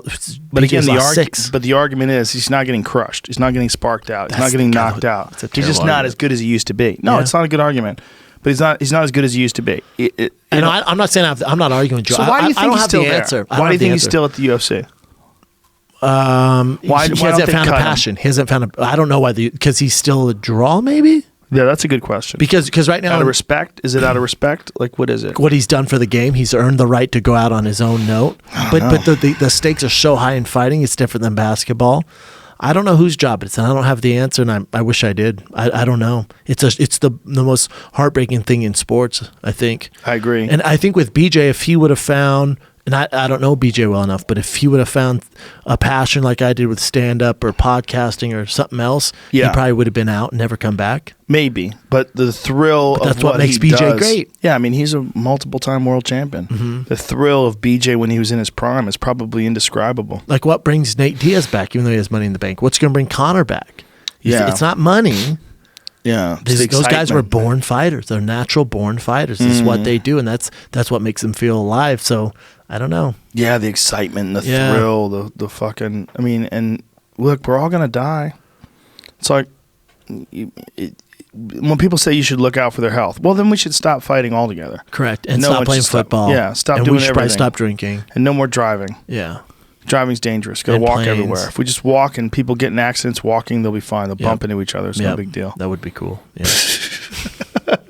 I mean, there's a real argument for that, right? Like you have a small window to experience this life. Do it any way you want. But yeah, with a guy like BJ Penn, the reality is there should probably be a number of fights that you lose in the UFC where you could just get cut. It used to be 3. Was it a signed in paper thing? No, but man, when you've lost 2, which I did, that third one, Joe Silva would tell your manager, and he told my manager, Lex McMahon, goes, you don't win this one, it's probably over. We're gonna, and no, he wouldn't say that. He'd go, we're giving him one more. And you knew that was that was your shot. If you lost, you were done. Boy. Even if you won by decision, they wouldn't cut you. You knew as long as you got the job done, you would extend. I saw one of your interviews. It was really interesting. You're talking about if you bomb, you could always go down the Improv and have a new set, redeem yourself. Yeah. But when you were fighting, if you lost, you'd have like 6 months. Yeah. Bro. The worst. And just dwell on that and be like, no, I promise you I'm getting better. And stand up and be like, no, I promise. I bombed at the Comedy Store. I went to the Improv and they laughed. So what's up? What's up? Yeah, the life of a fighter is probably the most stressful job in all of sports and certainly in all of entertainment. Besides, obviously when we're at war and soldiers, it's the closest thing you get to a Spartan life. And I don't admire it. I feel sorry for them because I've been through it, but that's from my perspective. A lot of those guys, they fucking live off that, man. Mm-hmm. I watch and well, you're too nice. Yeah, I'm too nice. I felt horrible for Brazil. I felt bad for Wilder when he got in. I'm like, God, he's such a good dude. I wish he would find something else to do. Yeah, I'm telling this to the Showtime guys. I'm like, God, I hope he parlays this into something really cool after this. He can make hundreds of millions of dollars. I think Deontay He made Wilder, $20 million that night. Yeah, he's going to go down as one of the greatest of all time. I think so. I think he's getting better with every fight. And I think if Joshua gets hit on the chin with one of those fucking bombs away, we could see some crazy shit. The thing about Wilder is he knows how to take it, too. He can take it. He got blasted by Ortiz. Mm-hmm. If you notice in the Brazil fight, he got caught. He backs up. Yep. He got blasted against Fury. He gets hit. He got hit in the 12th round against Fury. That's why him and Joshua Fury. is so interesting. Man. Oh, yeah. Because Joshua cracks. Oh, he does. He does. And he's been hit before and dropped. I did this interview. Vladimir Klitschko. Yeah, remember that fight? And he got back off the ground. Yep. And then starched him. I did this interview with Fox Sports, Lehigh, and she goes, who's the most overrated mainstream boxer? And I answered, I went, I'm going to say Anthony Joshua just because I want him to hear this. And he's like, fuck that, I'm going to fight Wilder now. But people ran with it. It was like, he thinks Joshua's overrated. No, I don't think I think Joshua's such a an Olympic gold medalist. Overrated. No, he's beat Klitschko. What it doesn't make sense. He's amazing. I just want him and Wilder to fight. He's also built like a Greek god. It might be the sexiest man alive. He might be. He's tough. Jacked at like 245. Jacked. Super shredded. And have you heard him commentate? Yeah, he's brilliant. Articulate, man. And that accent. It's lovely. God. Lovely, champ. If I was gay, it'd be so on. Let's go, champ. It'd be so on. Yeah.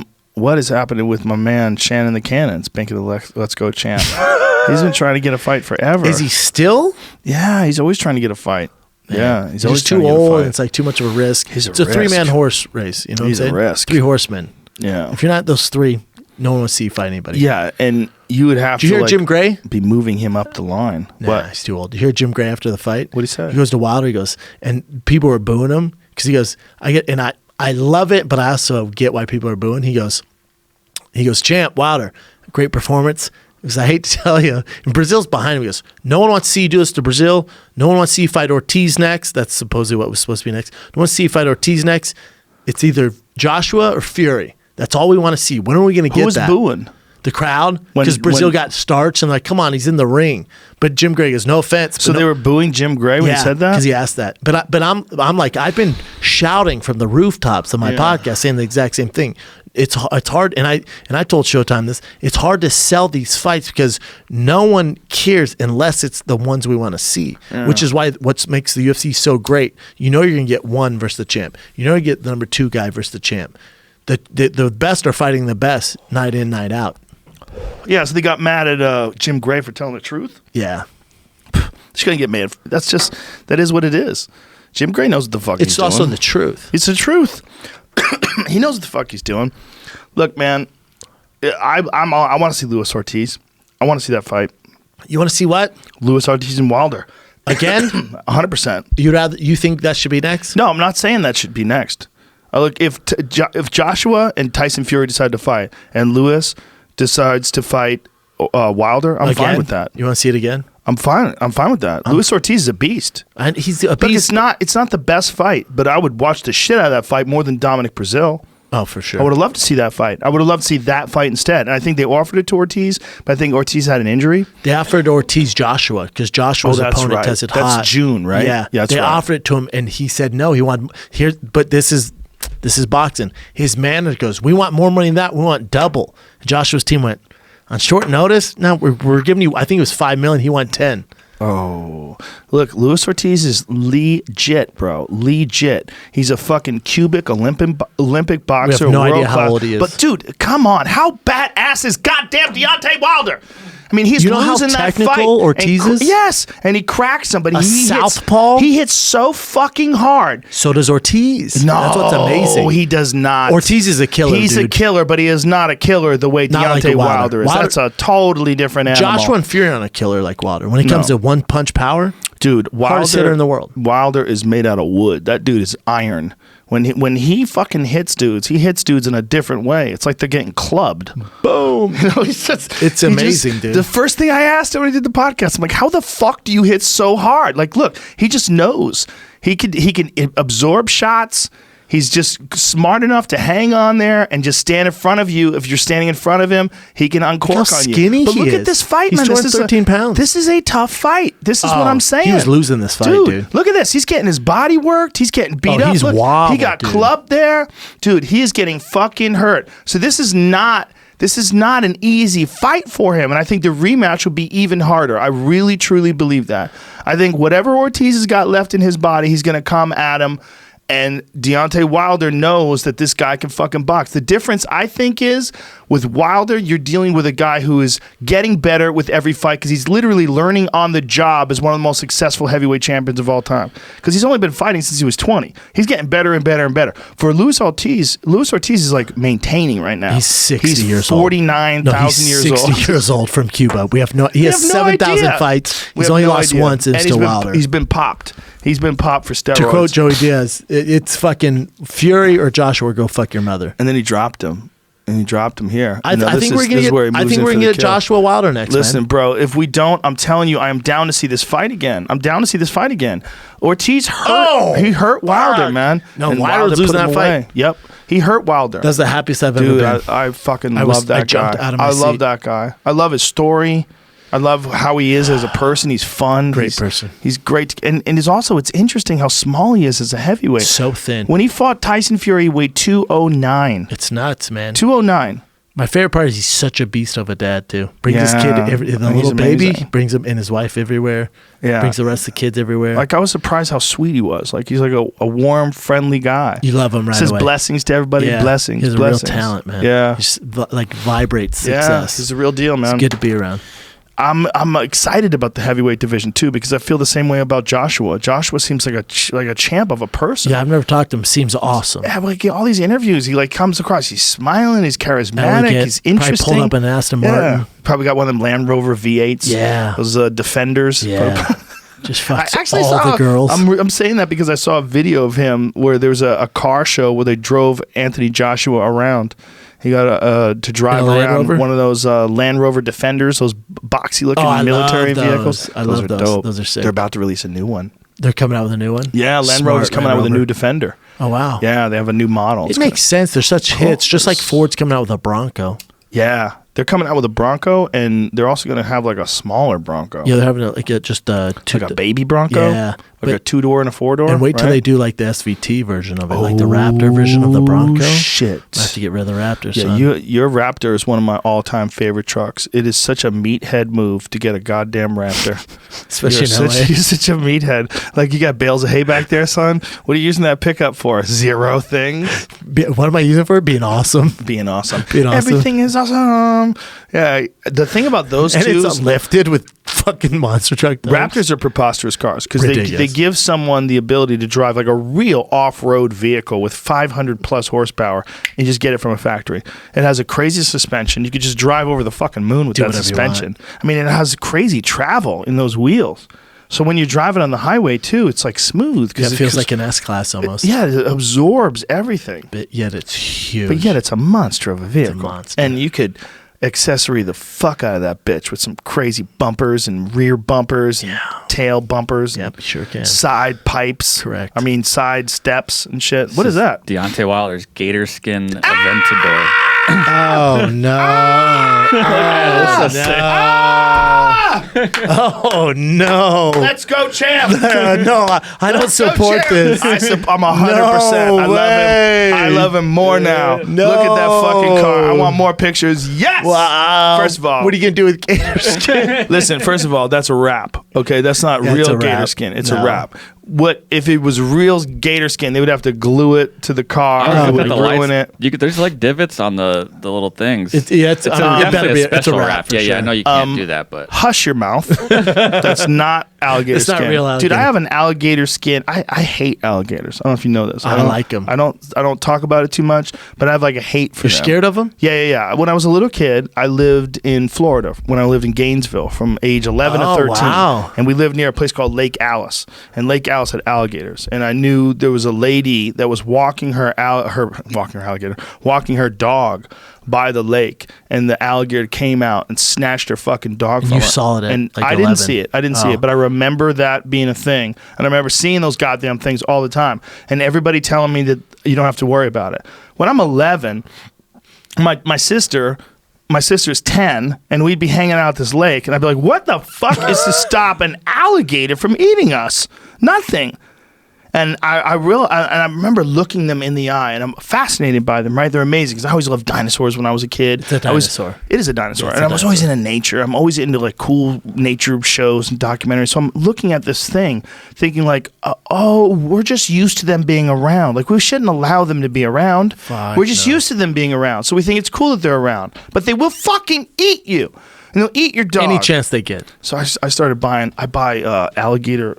I always have alligator belts. alligator fanny pack? They're always all my belts are always alligator. That's gangster. Dude, I have alligator bags for my pool cues. I keep them in You alligator. have alligator luggage? I don't like alligators. I have an alligator wallet. Fuck I don't yeah, like you them. do, dude. I don't like them. I So want you to like kill them. Oh, wow. I want to kill them. If alligators, if there was too many of them and they were near you, you'd want to kill them too. They're eating machines. They're heartless eating They're machines. dinosaurs, yeah. They got a brain the size of a thumb. I don't like them. Dude, how about the one at Disney World? The parents that took Yes. their kid there, the 2-year-old. Yes, ate the fucking kid. Game, they set, had match. no at Disney World. They have a real problem in Florida. They have to scan the fucking property looking for alligators. They have to go through. They have waters there. I took my daughter, my youngest. We went fishing there. There's a lake there where you go bass fishing. It's amazing. And there's It's great. tons of alligators in there. Fuck yeah, there is. You got to be careful, man. Anytime you got a body Dude, of here's water it- and there's land around in it. Florida. Yeah. No swimming in Florida. That's my rule. No There's swimming in pools, those lakes. No swimming. No, anywhere. Bro, don't No do swimming. it. There's no water sports in No. Florida. That's No. the rule. Get out of the water. Get No, out of that dude. fucking I was water. in Tampa. They want to go to the beach. Nope. Fuck you. Fuck Nope. you and your Saltwater crocs. Shark soup. Sharks. You got shark soup down here, bitch. Fuck that noise. Fuck you. Too many ways to die in Florida. Dude, the craziest thing that's happening right now in the Everglades is the pythons. They said that Big there's boys. been a 90+% decrease in the amount of rabbits, possums, raccoons, deer, like all the major mammals that live in the Florida Everglades are gone. They've all been killed by pythons. God, They dog. took a Judas python. You know what a Judas python is? They take a python, they put a chip in it so they can track it. So they had this male python, and they sent him out there to find the females. And they used him to locate through the, using the GPS, to locate a 16-foot python. 16-foot female python that was pregnant. Game, set, match. Yeah, so he's banging these bitches out there, making them pregnant. And these whores are watching. And these evil fucking Like a Black snakes. China Look at that sex thing. tape. Is that it?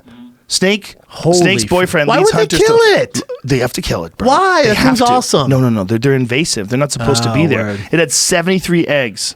Dude, and it was that more thing than is 17 feet fucking long. huge. You imagine stumbling across that thing? No, you're dead. You're dead. That thing weighs as much as you do. You're dead. Holy fuck. Yeah, that's probably a 200-pound snake. 140. Oh my God. Is speaking that of it? Little bitch ass, 140 pounds. 140. I'm getting away from Get that the snake. fuck out of my face. If I got a knife, Speaking of snakes, I'm gonna live. I get a pee so hard. Go ahead, Pete. Let's wrap this up. All right. People who want to see your special, they can watch it on Showtime You can on watch demand. it. Yeah, you can. No, yeah, you can watch it for free. Go to Showtime.com. You get 30 days of Showtime for free. Go to Showtime.com. Promo code Schaub. You can watch it for free. Yay. And you got to do some more of those improv shows. I got a bunch coming up. Dude, tell me what I'm here. I Comedy love doing them. Store. Let me do it, We'll brother. those. I want to say thank you to you, though, brother. I wouldn't have even been on this journey if it wasn't for you, man. Dude, I'm proud of you. I love you. man. I love you Yeah. too, brother. I'm very, very happy for Thank you. you, man. All right, my friends. Bye. See ya.